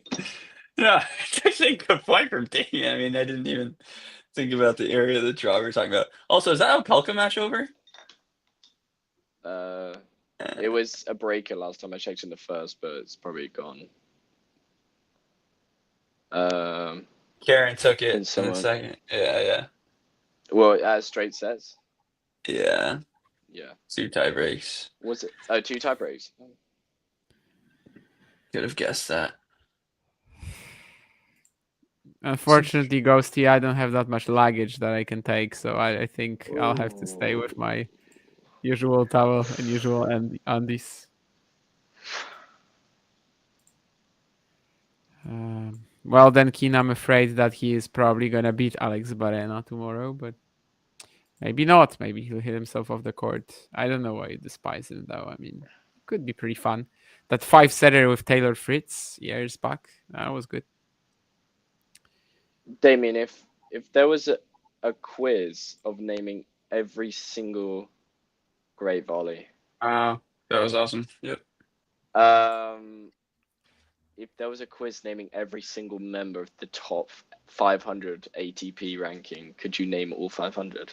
No, it's impossible. Like without hints, it's impossible. I know more or less how that works. Like you'd probably be able to go to 100, maybe 200, but it's just impossible. Like to memorize the list like that. I'm not saying in order or something like that. I know that's not what you're referring to, but you're just not gonna like come up with these players. They're not gonna pop into your head. I know every single player in the top 500, but it's impossible to list them out. It's just not. Yeah, I just don't think our brains work like that. Well, not like even not in order, but you can name. No, Like, I know not in order. Like but if I gave you like 1 to 500, like not in order, and I just gave you like countries, like where they're from. I mean, probably would name most of them, but definitely not even close to all of them. I've seen quizzes like that, not for maybe the top 500, but for like 300. I think I've even seen, and after the top 100, it already gets a little blurry. Like there's just way too many Americans, Frenchmen, and you're not going to get all of that. What is always easy in quizzes like that is getting the more, the countries that stand out, right? I don't know. I could probably name you all the, I don't know, even Austrian players in the top 500 or something like that. But Americans, you're going to get lost there. It's just impossible to keep thinking of the new guys, and it would take ages. And I don't think one person would even be able to do it. Here we go. I was gonna say, if Tommy Paul won that, it's gonna be like, wow. Here we go. 6 in the opening set, 4 in one game, 2 in the other. Don't think he's had any since.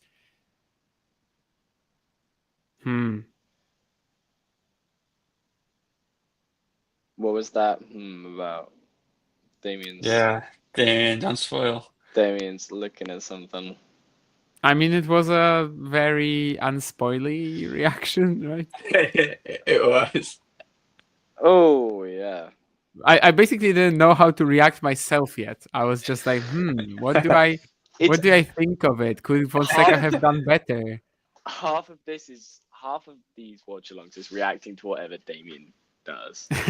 Sorry. I tried. But no, I mean, I was just basically thinking, like, could Fonseca have done better? I think he actually wanted to start the point this time, and it just wasn't, big enough, the return, and he wasn't back in the middle. That was one way to get himself into that point. Yeah, just sat there and waited for it and just sent it up.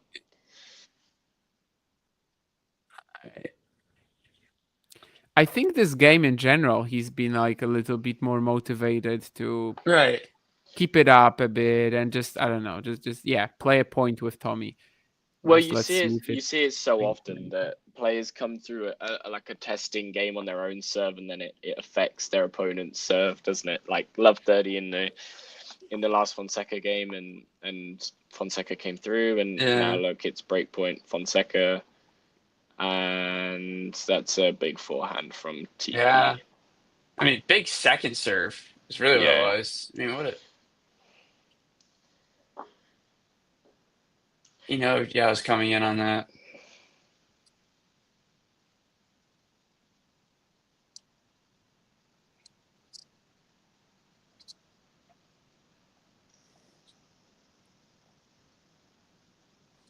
Damien, do you reckon you could name every single challenger on the calendar? No, because they change way too much. But that would be more doable than the 500 players. I mean, it's still over 200. And most cases, like, at least there's a lot of unique countries, and like the US, it's not as many as players. I think that's way more doable, but the calendar changes way too much every year, so I think it's tough. but it's somewhat doable. Like I feel confident that I could get probably like way over 100.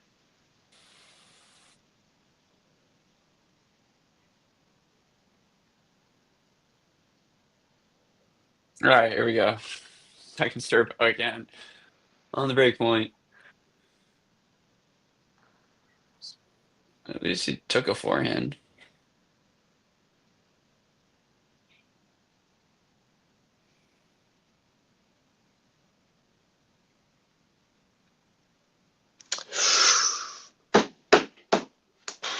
Well, That's like, there you go. That's playing the scoreboard, you know. Yeah. That's well done. Yeah, he did adjust a bit to get this break. I don't know how he's going to like continue from here, because you don't want to like get away from his shot making and the crazy pace, but it does look as though in the last, especially on that break point, that Fonseca was not nearly going through his forehand as much as he was at the beginning of the match. Like, he wasn't throwing himself into the forehands as much and wasn't getting as much purchase. It doesn't look like in that point alone, but it doesn't matter for him now. He's won the point and he's won the game. So, yeah.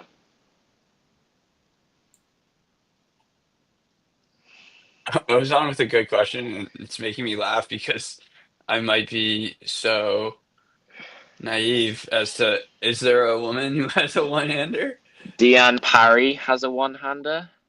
Tatiana Maria, Victoria Golubic, that's the two top 100 players, I think. Parry has fallen out now. Kafinka von Deichmann, I don't know. Depending how low we want to go, Jessica Ponchet. Mayo Hibi, I don't know if she's still playing. I know Ponchet. I don't know a lot of the names, so. But yeah, it's fallen out of the top 100, really. Yeah, she was losing like everything up until Madrid, I think, this year. So literally everything. I think she was winless. She was injured at first, so like that's not fully her fault. But yeah, in the top 100 right now, it's Golubic and Maria. Maria is German and Golubic is what, Hungarian? Swiss. But yeah, it's yes, I knew that. Yeah. Yeah, she's Swiss, but from like Serbian heritage. Oh, that's like that. Yeah. It's a very nice drop shot. It's just a great point. That is so true. Damien is literally tennis. He literally is. He really is. That's what I use. Just text Damien. Just text Damien. Damien, what's this? Yeah. Ozan was even giving us some like riddles here. Oh, is this for the woman one-hander? Or... No, that's earlier. Wait. My problem is that I don't know brands, and I also don't know if this guy. I know who it is. You know who it is. Okay. Yeah.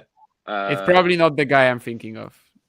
Wait, it's actually... you say Lacoste to righty 200 back. Where's a backwards cap? It's actually pretty easy. Once you. Okay, so it's definitely not the player I'm thinking of. I was thinking of Filip Krajinovic, and I think he wore a backwards cap sometimes, right? And he was definitely Is he still active? No, he retired last year. No, as in the player I'm talking about active. Yes.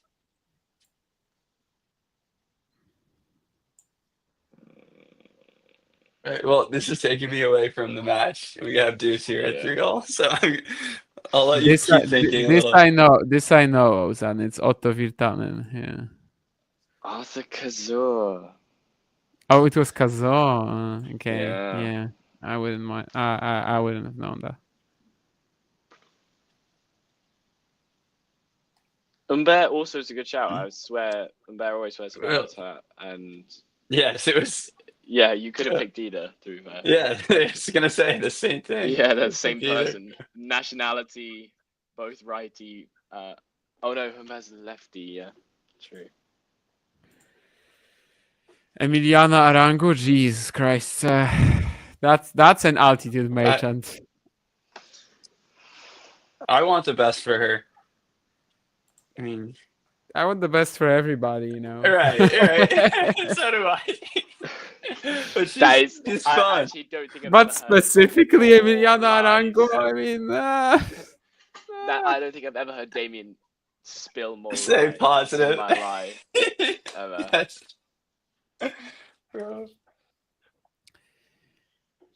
Well, Joao Fonseca for free. I mean, I'm a little scared now that this match will go way above midnight, but maybe the Right. experience gap that Tommy has will still be a thing here later in the second set.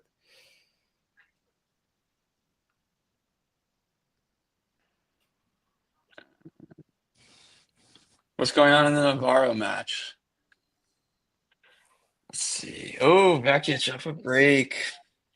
So who was it 3-1 again loss. with that Navarro prediction to win Australia? It was Carson. Carson, okay. I remember it was like a preview. It was the first day preview. It was my first ever Before my time. First ever stream. And Carson pulls out, he's got Navarro to win the AO. Was he like serious? Yeah, no, dead serious. We were all like, yeah, Rybakina, Sabalenka, Swiatek, and he went Navarro, and we were all like, I mean, okay. Yes, Humbert has an issue with his right hand, so he has issues hitting through the backhand now. Lost to I don't Muller know today in a how third set breaker. persistent. Yeah, I don't know how persistent they will be.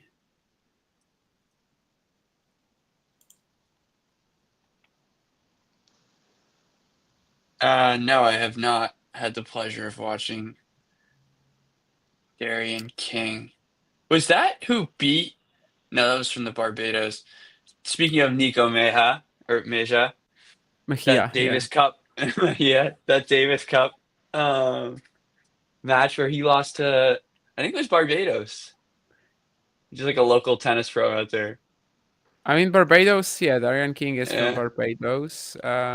But was it him? I don't know who it was. Yeah. I mean, he beat somebody when he was already like out of the rankings last year. Could have been Mejia, yeah. Could have been. Barbados played Poland as well for sure, but I think King didn't do that well there. He lost to Pieczkowski. Hurkacz won a 7-5 set against Kaipo Marshall, who nobody has ever heard of.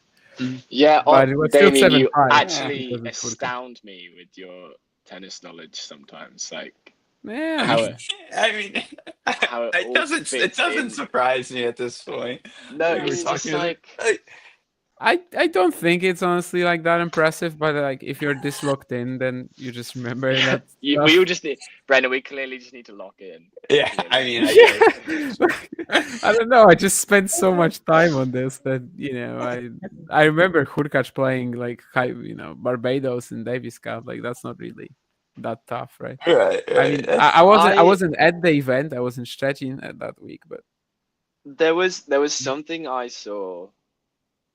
I think this was a while ago. This must have been like early Feb. There was a tournament going. I think it might have been a UTR tournament going on in Jamaica, and it was like they were both Jamaican wildcards, I think, or something like that, and they both had like something like 39 aces and 39 double faults. Like, I saw that graphic, I think. Yeah. It was either an ace or a double fault. Like right, yeah. It was crazy. So either something was off with the graphic, or like they were both just either serving bombs or like consistently serving bombs. Blaise Bicknell, probably not. I imagine these must have been some two lesser known Jamaicans. Yeah, I think it was fixed or whatever, but yeah, no, I think it was a little. What is an Eid boy? It's like the kind of like the face, I guess. Yeah. Like the face of tennis. I mean, then no, he's not the Eid boy of men's tennis. Fonseca is, right? Yeah. Yep. I'd say so. But he'll be super fun to watch on the main tour soon. Mm-hmm. Damien's gonna love Muller until he wins an ATP tour tournament, and then he's gonna call him shit for the rest of his career. Like probably yes. Wash. I mean, once he reaches his potential, I'll just stop watching and stop bothering. I actually forgot that I Bingo. even watched him live a couple of years ago, but I guess indoor heart, it wasn't an amazing experience. Yeah. It's what Damien does.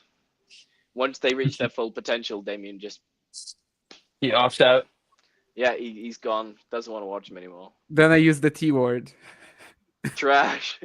Yeah. Spams the T word. Oh, here's a new one for you, Damien. He switched. I don't even know that. Oh is. my. That's gonna be somewhat difficult, maybe. As in, not recently. Are you talking like a WTA final or like a final like on? Because you could. I don't even know who that person is, unfortunately. Who, Chibulkova or Yeah. the riddle? No, Chibukova. Oh, Chibulkova. I mean, she made the Australian Open final in 2014. Yeah, that's before. Unfortunately, that's before my time. I know it's She was 2014. number but- 4 maybe at her best. And yeah, problem is like with this question is that she was really on top of the sport for like 10 years at least. Well, at least, in the mix. So it could be literally from anything like that. But who switched nationalities is what I'm more thinking about. It's definitely not Kazakina. I mean, yeah, Daria Savil has one title, but could she have beaten Chibulkova there? That's my problem. I don't know who else switched nationalities. Elmer will not get far past his current ranking. I mean, he can definitely roll into the top 100 just playing on clay. It is Daria Savil, okay. Yeah, I honestly a little lucky there, Ozan, because I recently read something about her winning that in 2017 or something like that.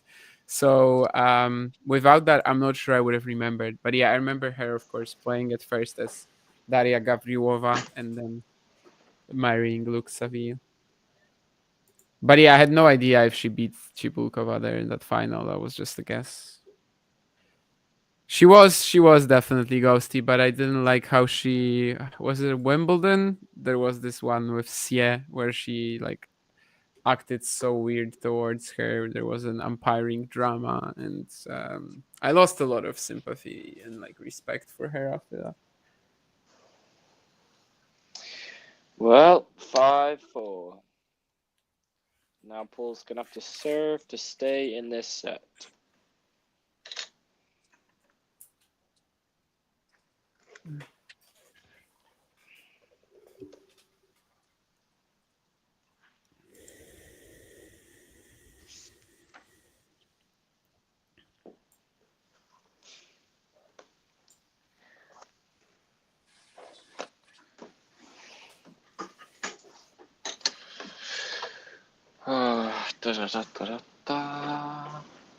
Both serving pretty high percentages, to be honest. It's all individual, Dave. It's all completely Trigger individual. Damien dumping them. Yeah, it just has to be has to be the kind of the point that I imagined for them.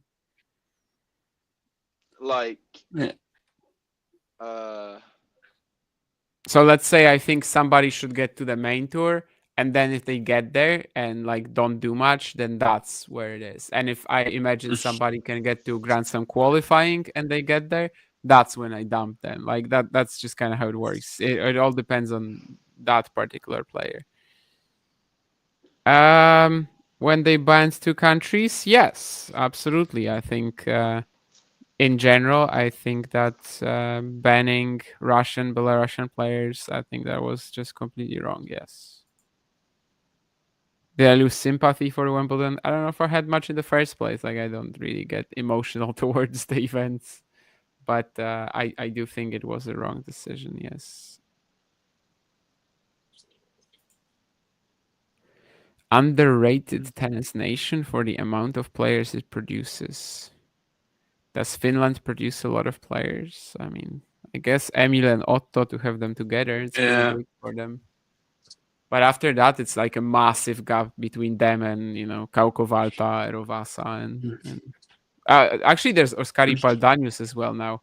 He's a great junior. So maybe Keen is right. I mean, Paldanius, Rusuvori, and Virtanen all at the same time. That's something that like Finland has never had before. Yeah. Is Rusuvori gonna make a return, Damien? It hasn't been going that well, has it? No. Yeah, I guess both Emil and Otto are just struggling right now. So yeah, I mean he's gonna play some clay now and then has a PR for Roland Garros, but I don't know, it's not looking great. Oh, I wow. mean, he went to the Asian swing and looked even more lethargic than before. Right. I don't know. Both matches, honestly, he was pretty horrible. So I don't really know why it's going like that. Okay. Speaking of going like that, I guess pressure on Tommy Paul, sorta. Oh, that means it's 30-all. Yeah, it means it's 30-all. Damien just Let's go. ruining it again. Sorry, no, Let's I go. was just thinking because in the first set, No, it is. Fonseca was serving first. No, I know. I was gonna make that comment as well. no, he was serving. I mean, He was Fonseca was serving- serving he was- second, is what I'm trying Correct. to say. Yeah. Yeah. No. So it's the first time Paul is serving to Felt stay. this type of pressure. I'm gonna cover my screen. You shall I might actually cover Damien as well. Mute me. I'm covering Damien with my thumb. Fergus, the Google scoreboard is not ahead of us, though. Okay, that's fine. I'll just cover Damien with my thumb then. Sure. Yeah, that works. Tommy Paul trying. And it's on. All right, here we go. Let's make this quick, right, team? Let's get to the third set ASAP. Damien is desperately trying to get to this third as soon as possible so he can sleep at least a couple hours before he Or has just two the, sets, you know. It's Yeah, also I possible. know. but- Yeah, True, like- yeah, true.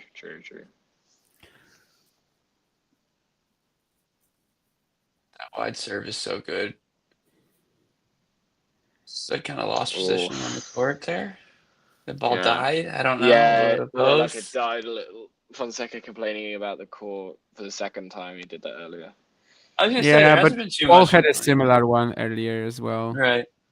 What was Tsitsipas mad about today? I saw that on Twitter. Apparently, he wasn't happy with the conditions.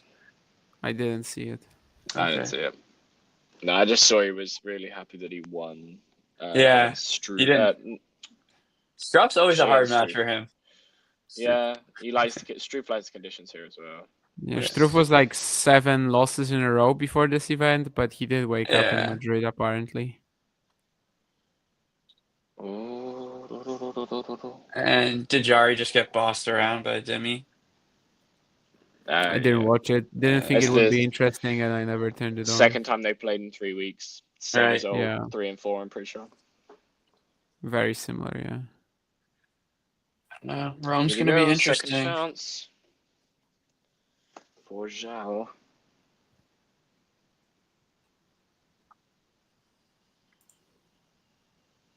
Goes Same wide. combo. At least, I was about at to say least he goes got a wide. bounce. Goes wide again. Yeah. Like, that's where I'm like, Fonseca, like, you don't have to go for that shot. Yeah, there's literally no need to go massive forehand down the line. But it's all good. It's just what he does. This one is super easy, Ozan. It's Michael Agui. Keen would also know it.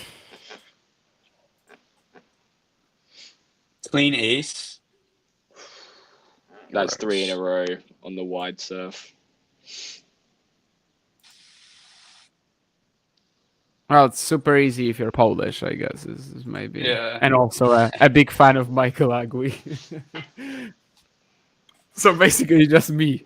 Yeah. And Keen. I was Keen gonna would say- also know it. I think Keen would also know it. Damien GPT. Much better there.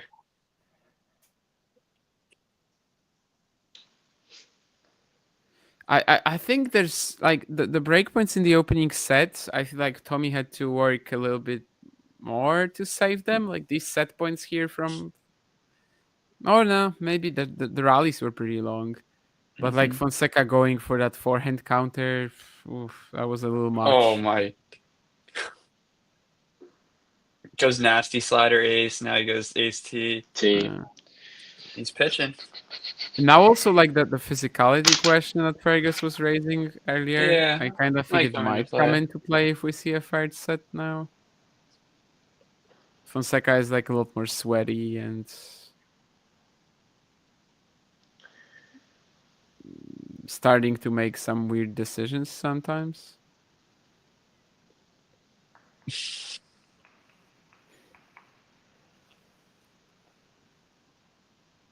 Yeah, 4-love up against Sinner and lost the set. Like, Yeah, he was 4-love up and lost it 7-6.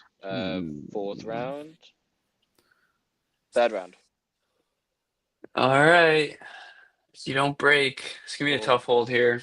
This is gonna be. Someone had a 2-break advantage on Sinner last year at the US Open. I didn't notice. I thought the entire event he just won 6-1, 6-1, 6-1. I think that was his. I think he lost what, 3 sets? He won one to Medvedev. I think it's just 2, isn't it? It's Mikkelsen and Medvedev. Yeah. He dropped a set to Mikkelsen. Why am I not? Ghosty days, that's good. I think it's only 2 options. Well, 2 options? Yeah, I think it's only 2 options. But it's still funny. Unless we count a walkover as well, then it's 3, I think.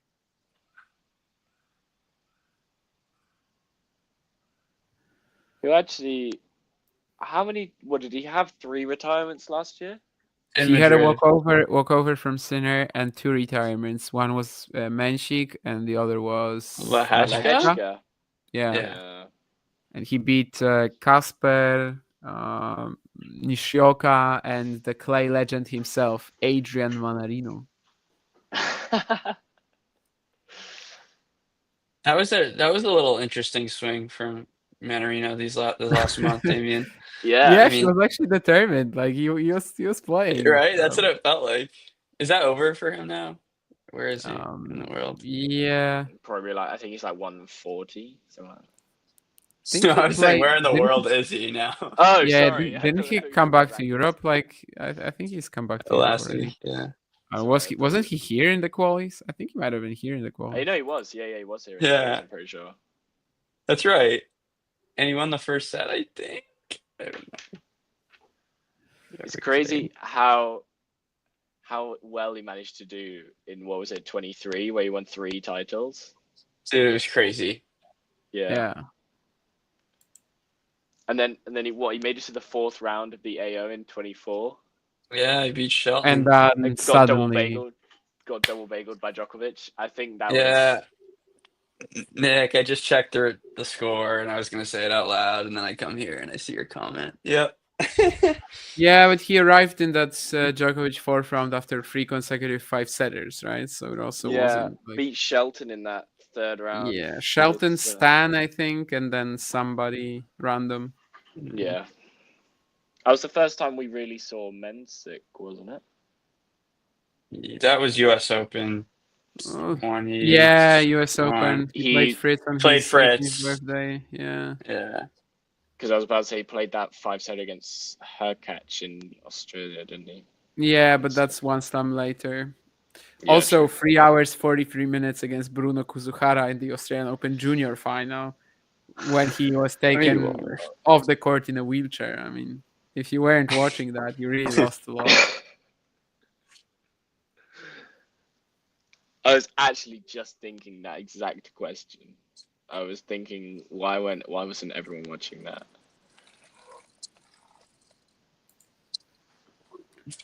What year did Fonseca win the US Junior? 21? 23. 23? Oh, that's my bad. Lerner Tien in the final.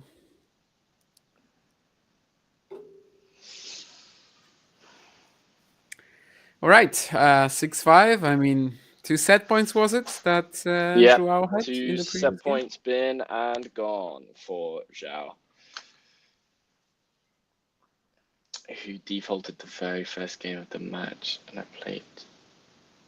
Mikkels. Oh, I don't know. I don't know what I was about Defaulted in the very first game of the match. I was about to say, I don't know why I was about to say Mickelson. I was thinking of Mickelson Medvedev, but that was after 3 games. He didn't default. Yeah. He just gave up. Defaulted. Still the best stream me and Damien have ever done. Oh, definitely. It was fantastic.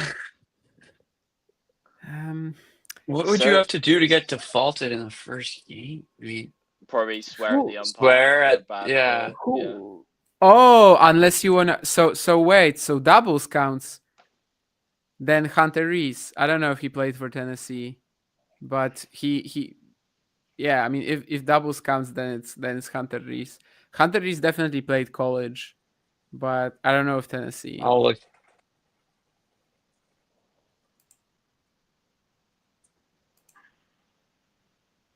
I mean, that was last year in Bonn, and yeah, you called it. Yeah. Yeah, he said "F you" to the umpire after the first game. Yeah, I knew that Hunter Reese played college, but I knew where. Basically, there was a call where he was very close to the net, and the umpire claimed that he touched it with his foot. The game ends a couple of points earlier. He's clapping, and the umpire says, "Stop it!" And he says, "F you! You're not gonna tell me what to do," or something like that. And that was it for Hunter Reese. John was there at that event, and he was even because Reese was playing with a Brit, with Scott Duncan, and John was there at that event and was gonna have a hit with them or something like that later, but obviously they left the venue with not really not in a good mood.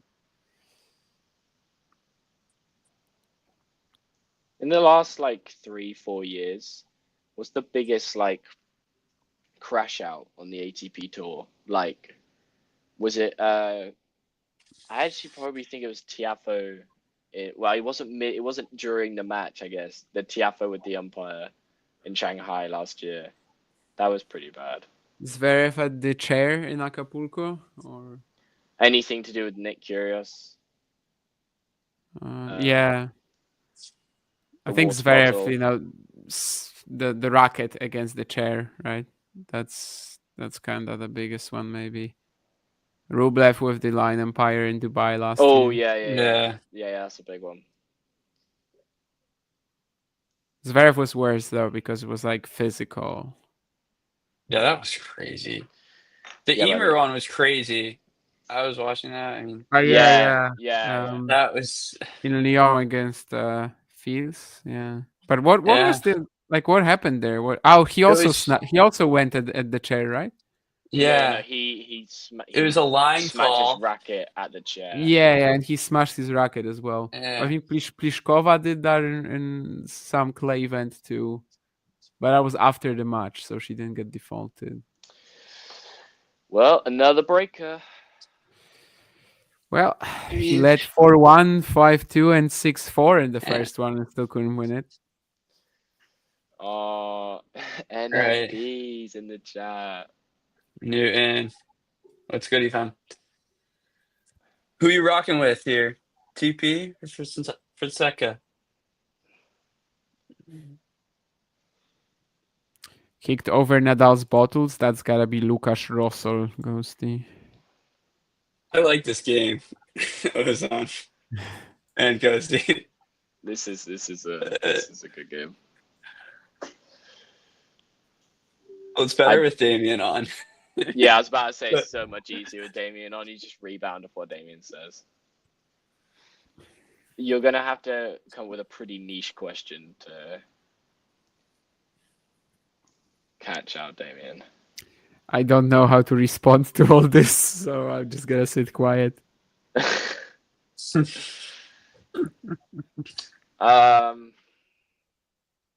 think of a really niche question to get Damien in.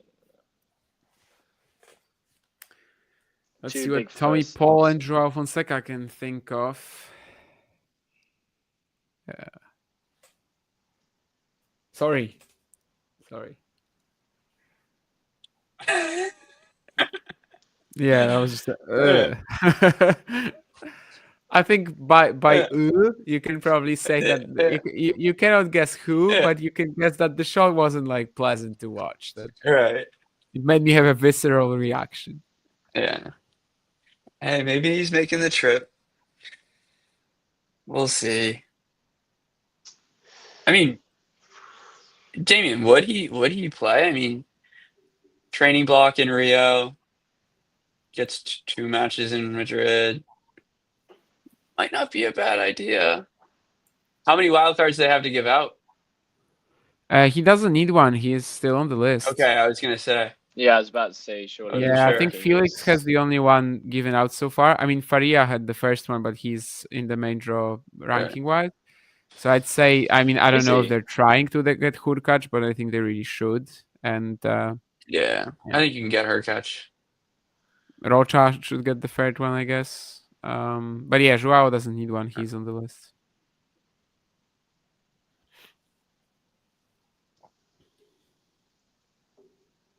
Oof.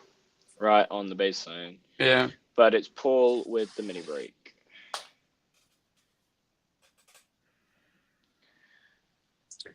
Well, here's the situation, Fergus. If this goes to a third, I won't be able to do any previews. But no, neither will I. I won't be able to do any previews if it goes to a third. Neither will I. In fact, I probably won't be able to do them at all. Yeah. But yeah, of course, second or third set, we'll see.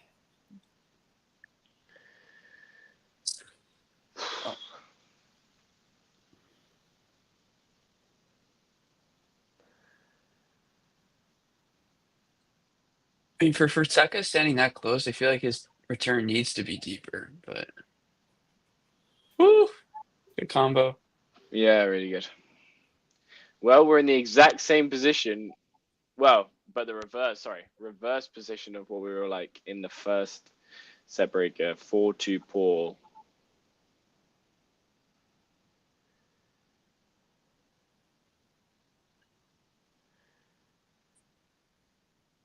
Damien, potentially one more for you before you log off. We'll check it in a moment. We'll check now. They're seeing this point, I guess. That's Jimmy Connors, right? That's gotta be easy. Jimmy Connors had like this late career, 39 years old, I think, run. Beat Kriegstein in 5 sets. Yeah, there's like this very famous point where he's tracking down everything and then eventually passes someone with the I think I've seen that. Yeah, I've seen it a billion times. I don't even remember who it is against, but it really pops up. Oh no, I think I know. I can't remember who you're talking about. I can't remember his name, but yeah, no. Yeah, I'm pretty sure he beat Kriegstein in a 5-setter along the way, but I don't remember anyone else who he might have played. Well, this is looking more and more likely that it's going to go the way of Tommy Paul. Fonseca was 5-2 up in the first set tiebreak. True, right. True. It's going to be the most dangerous. And but 6-4. Yeah, it doesn't have that feel right now, right? No. With Mario, when we were doing Świątek and Noskova, we were also kind of saying that in the second set, that in the first, like, it always felt like, okay, that break back is just like right there. It's possible. 2 points and she's there. But the second set just didn't have that feel, and it's kind of the same now. Yeah. And sprays that one. Missed it. 3 match points. I love this sport. Like, you just got to take your chances.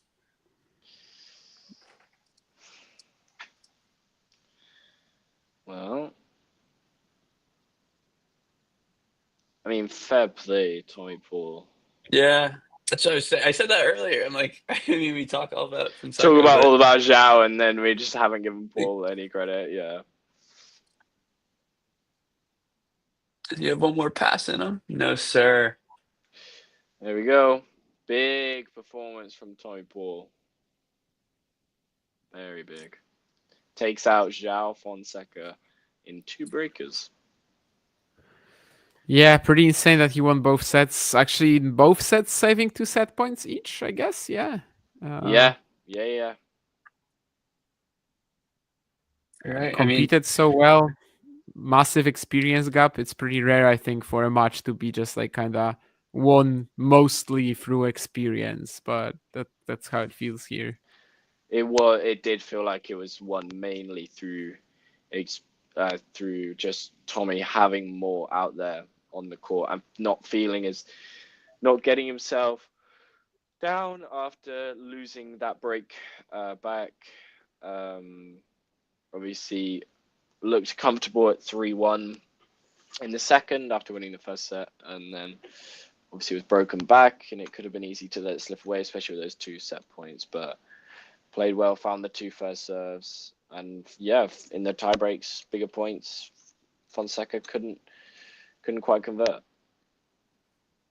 Yeah, I mean, credit to Fonseca for actually getting back in the set. That was like a pretty impressive 6 game. Actually played it smarter. But yeah, in the end, too much from TP. I think he served really well. That might have been underrated. Yeah. Very nice serving performance from Tommy. But Fonseca could be going to Estoril, so Damien's buzzing. Could be, yeah. I mean, I still don't know if he'll actually play that, to be honest. I honestly don't know if he should or not at this stage. But he might, and it would be very fun to watch him again. I've only watched him live there, I think, last year against Jan Hoinski. So yeah, there you have that Hoinski mention again. But yeah, I mean, that was just another one he kind of guess needed to get through in order to get better later on. But it feels a little, of course, disappointing for him right now that he has 2 ATP 1000s recently where, the draw is open. Like, he gets through this problematic match against a similar-ish opponent, and there's really like possibilities are there, but obviously he doesn't get it done. Also, Brenner, you were right to kind of like point out that even if maybe he had all these 150 forehand winners, 150 kilometers an hour forehand winners, like, we know he can do that. Whereas that one game he played at 2-3 in the second set, I guess that was maybe the most impressive, like, proudest moment he had of the entire match. After that, I think he was getting like a little less explosive, though, eventually. Probably tough to play with that sort of intensity. And Ghosty, I do not know who beat Jimmy Connors in the second round of the 1992 US Open. So here you go. You stumped me. Wow. Finally been stumped.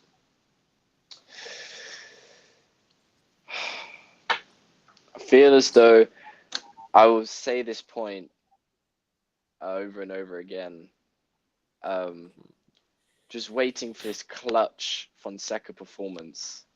It's like Mensik set the bar there, and we're still waiting for Fonseca to kind of get there. With, like, you think about Mensik's run in Miami was 7 out of 7 on breakers in the week. Just big points, played them so well. And yeah, still, as exciting as Fonseca is to watch and how crazy good he is, still is there work to be done in the big moments. Yeah, I mean, I think that Menchik, it's worth to remember as well that, like, before he had the Miami run, he blew match points at the Australian Open, he blew match points at the US Open, and he was like, oh yeah, he had a horrible performance at the Next Gen Finals where he put a lot of pressure on himself and like did not perform at all, and people were already labeling him as a choker. So, well, the moral of this story is to hold off on some of these judgments. I'm obviously not talking about you guys, but just the general public. Ozan, don't say that. I just answered the question about 91. But indeed, before 2000, it has to be really basic. Yes, like the Jimmy Connors run, which is very famous. Probably like an age record or something like that. Right. Are we doing previews? I'll probably leave you guys be then. But yeah, Yeah, get just some rest in. go to sleep Yeah. and Get your 3 hours, 4 hours before 4 you hours. gotta. But I might, since tennis matches do not start on the dot, I might have the Yes. first alarm at like 4:15 or 4:20, Yeah. 4:30 if I'm adventurous. If I'm feeling adventurous. Wow, if you're feeling out there. Anyway, yeah. 4 hours streaming, but it was very fun. Thank you guys, and yeah, have fun previewing. Thanks, Cheers, Damien. Damien. See ya. So, where shall we begin? I actually can't remember who we've been supposed to be previewing now. Give me 2 seconds. Yeah, I know. I need to look myself. Shelton Mensick. Let's start there. As we were talking about Word. Mensick earlier, well. This. I'm just laughing at John's tweets right now. Yeah, you might be. But get in quick if you want that price. Oh, that's so funny. All right. I'm just pulling up a little preview here. Get a little head-to-head.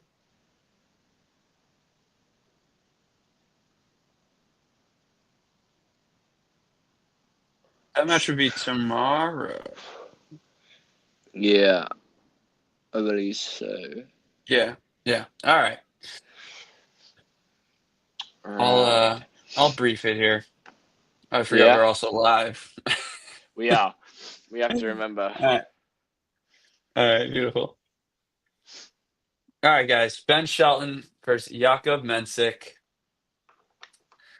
We got two young studs going up against each other on the altitude clay, both big servers from both different wings. 1-1 is the head-to-head. They've never played on clay. And Jakub Mensick most recently got Shelton in Auckland. Went 3 sets, all very tight. Yeah. Form coming in, Ben Shelton with a huge win over Navone, and obviously a huge run in Munich last week, going to the finals, taking down, formidable clay court opponents, Darderi, Cerundolo. Ends up losing to Zverev. And then for Mensick, his first clay event after Miami was Munich, where he lost to Yannick Hanfmann, which was actually like a really annoying matchup if you're Mensick. So I don't make too much of it in terms of, oh, that's not good. But in his first round here, he got through Ethan Quinn, who's also, been playing good tennis. Beat him in a breaker and, kind of destroyed him in the second set. So took care of business. So Fergus, what are you thinking about going into this matchup? I'm thinking that this is probably gonna be. I'm edging towards Shelton right now, in the way that Shelton looks to have found his feet on a clay court. Obviously, those results in Munich were very big for him, especially that win over Cerundolo. That's a very big win in terms of Shelton's season on the clay. Obviously, last year didn't have any big results, kind of had, this is sort of a free swing coming into this year. And yeah, I feel as though Mensick is still a little tentative on the surface. Yes, he's had some fantastic results. Obviously, won Miami this year, but I kind of give Shelton the edge.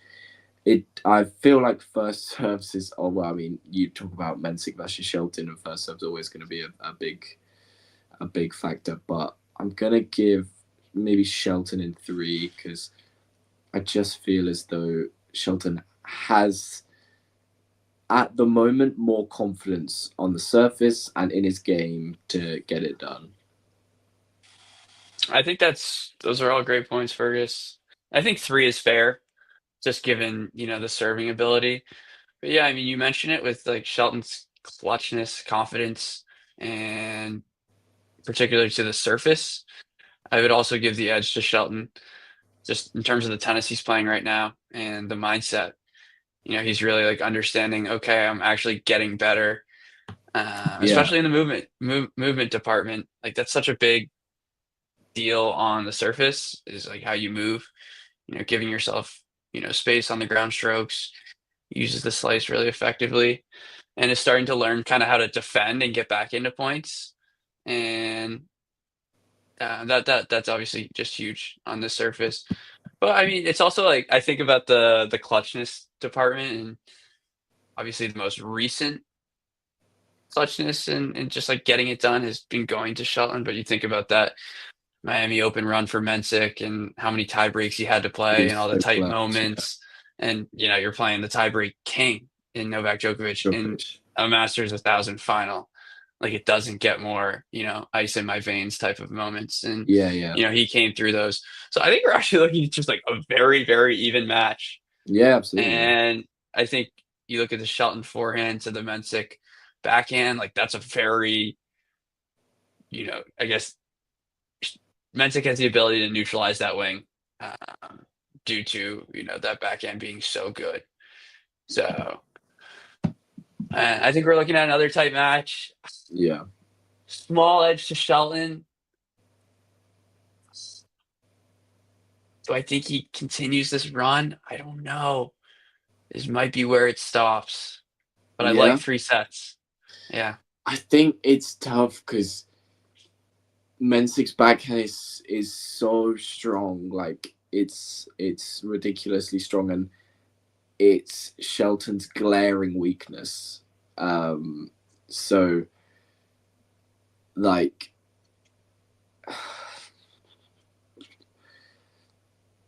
I don't know. It depends how.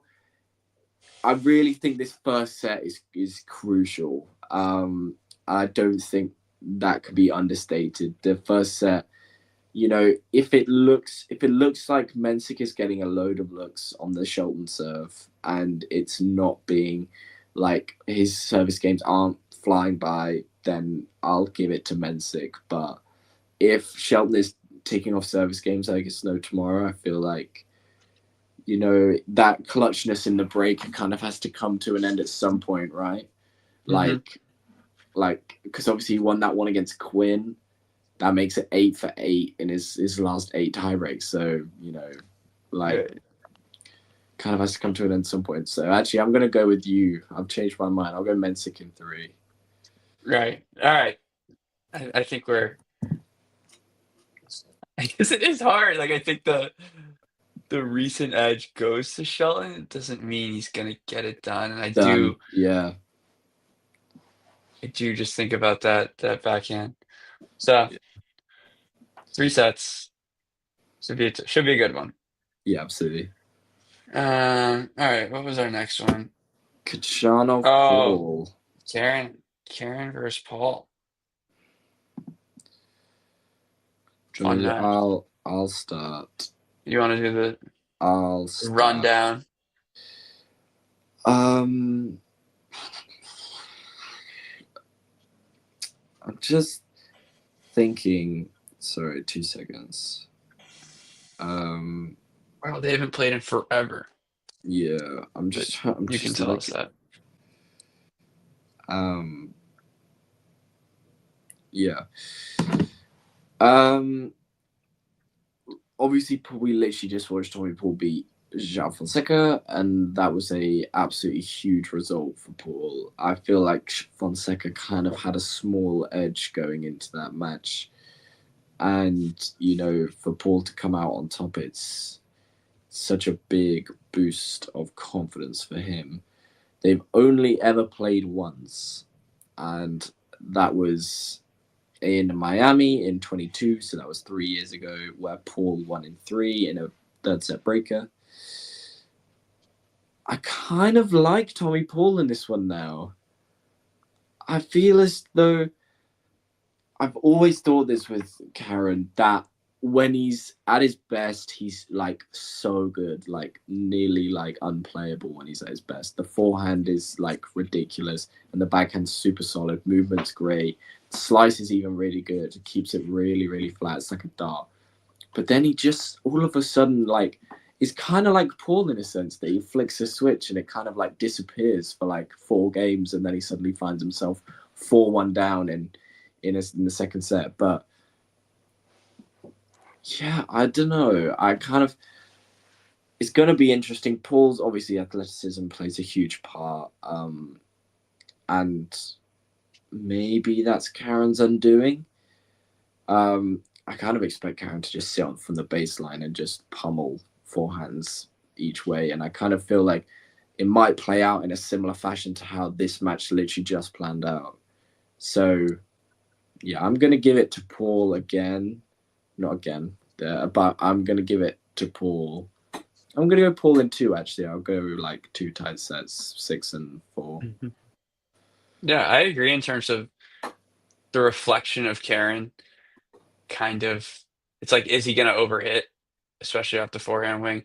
And you talked about how like Karen can be so difficult to play against and just so annoying because of how consistent he is and how much firepower he possesses, but we just haven't seen that level from him, and just it feels like a while. Yeah. And I think it's been since like the Asian swing where he's been like really playing some good tennis. That's a while.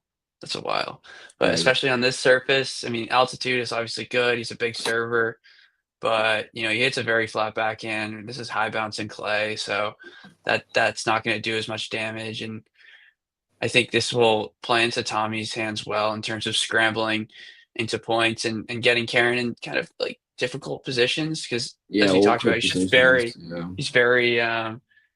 technically sound, but he's very, I guess, like straight up, very baseline heavy, and doesn't really use too much variety. You essentially know what you're going to get.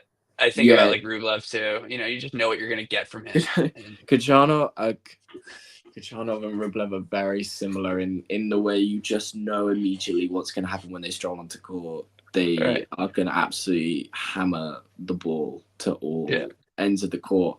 And I feel like clay is maybe a surface that is maybe the easiest surface to overhit on, in a sense, especially when your opponent's sliding around at the back of the court. If you're playing someone that is like a big like scrambler, like Arnaldi, because we were talking about him earlier and he's just popped into my head, or even like Carlos Baena, or someone like that, like a big, or Mute, I don't know, but big scrambler, like I feel like he can overhit a lot, and and I feel like Paul he isn't as big of a scrambler because he has such good weapons off the ground as well, but when you put it all together for Tommy, it really should bode well for him in this matchup. So yeah, it's definitely interesting. They haven't played since 22. Yeah, absolutely. I mean, 2 guys right at the top of the tour haven't played in 3 years. Right. I mean, it's pretty. Right. So I think that just leaves this matchup maybe just more up for question or debate, because it might take a little bit of time for them to at least get a feel each other out for one another. Yeah. So I'm with you though. I do like Tommy Paulin too. Locked in, seems focused, and that was a big win today. So. Absolutely, and I feel that's going to just give him that boost. Obviously, he hasn't had great results in Madrid in the past. Always favoured Rome, made the semis there last year. But this is a very good, bodes well for Paul this week. Beautiful. Third and final preview is Swiatek versus Schneider. Well, Fergus, we got Diana Schneider. They haven't played, by the way. Egan Schneider. You have Diana Schneider coming in here, having played 2 matches, only losing 3 total games. And then you have Iga, who obviously had a tough test against Alex Yala, and then got through Noskova fairly routinely. 4-2 today. Yeah.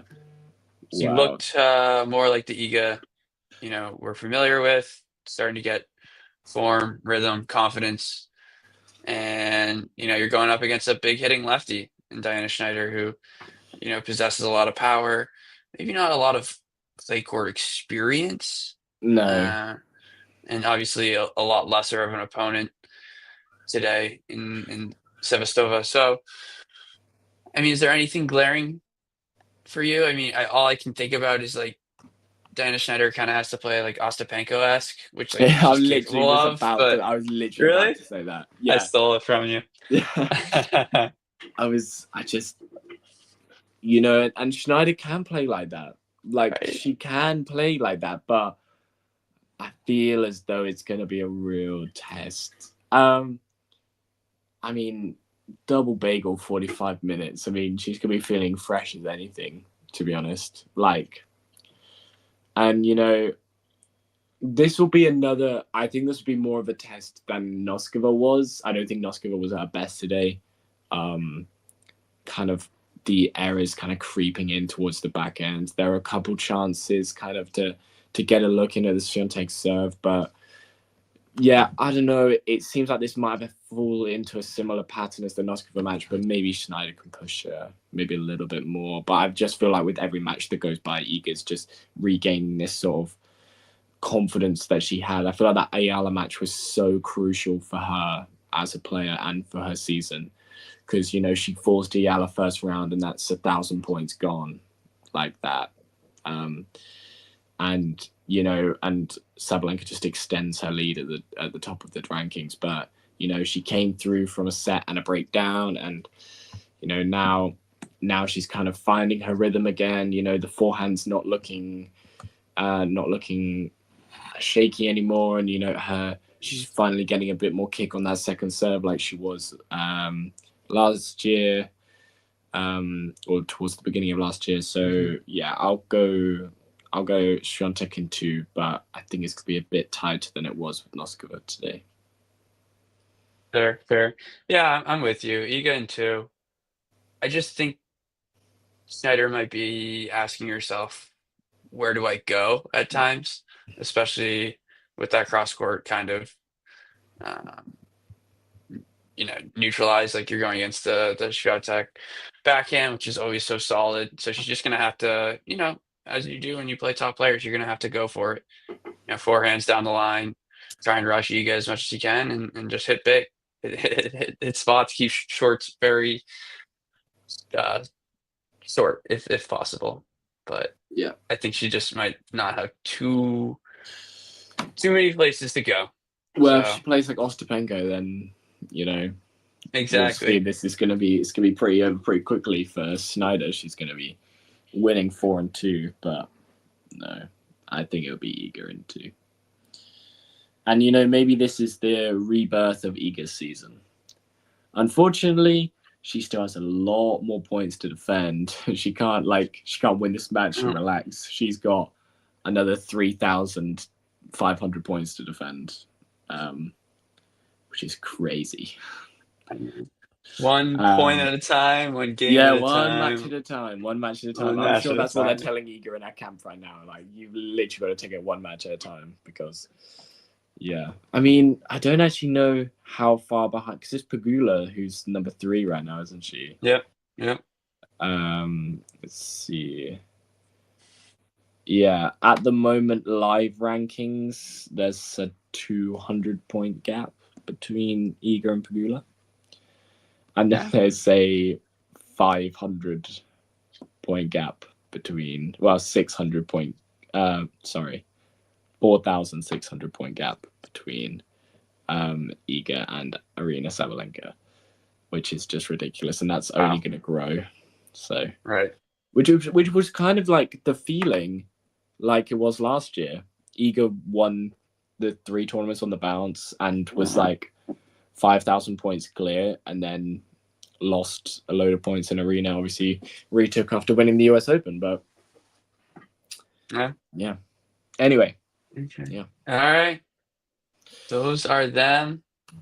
Those are Any last words for the people? Fergus, it was a good stream. It was a good match. It was nearly coming A up lot to of 3 fun. hours. That was a good stream, guys. I really enjoyed it. And thanks to Ozan and Ghosty for trying to test our very own tennis chat GPT. But you couldn't quite break him. Next time. Next time. All right. Pleasure as Well, always, Brenna. Fergus, likewise. And I'll see you soon, wherever it is. Absolutely. See you guys Looking soon. forward to it. Cheers. Absolutely. Everyone else, you know the drill. If you enjoyed this video, make sure you hit that like button. Don't forget to subscribe and click that notification bell so you don't miss out on all things tennis. If you enjoyed this video, make sure you hit that like button. Don't forget to subscribe and click that notification bell so you don't miss out on all things tennis.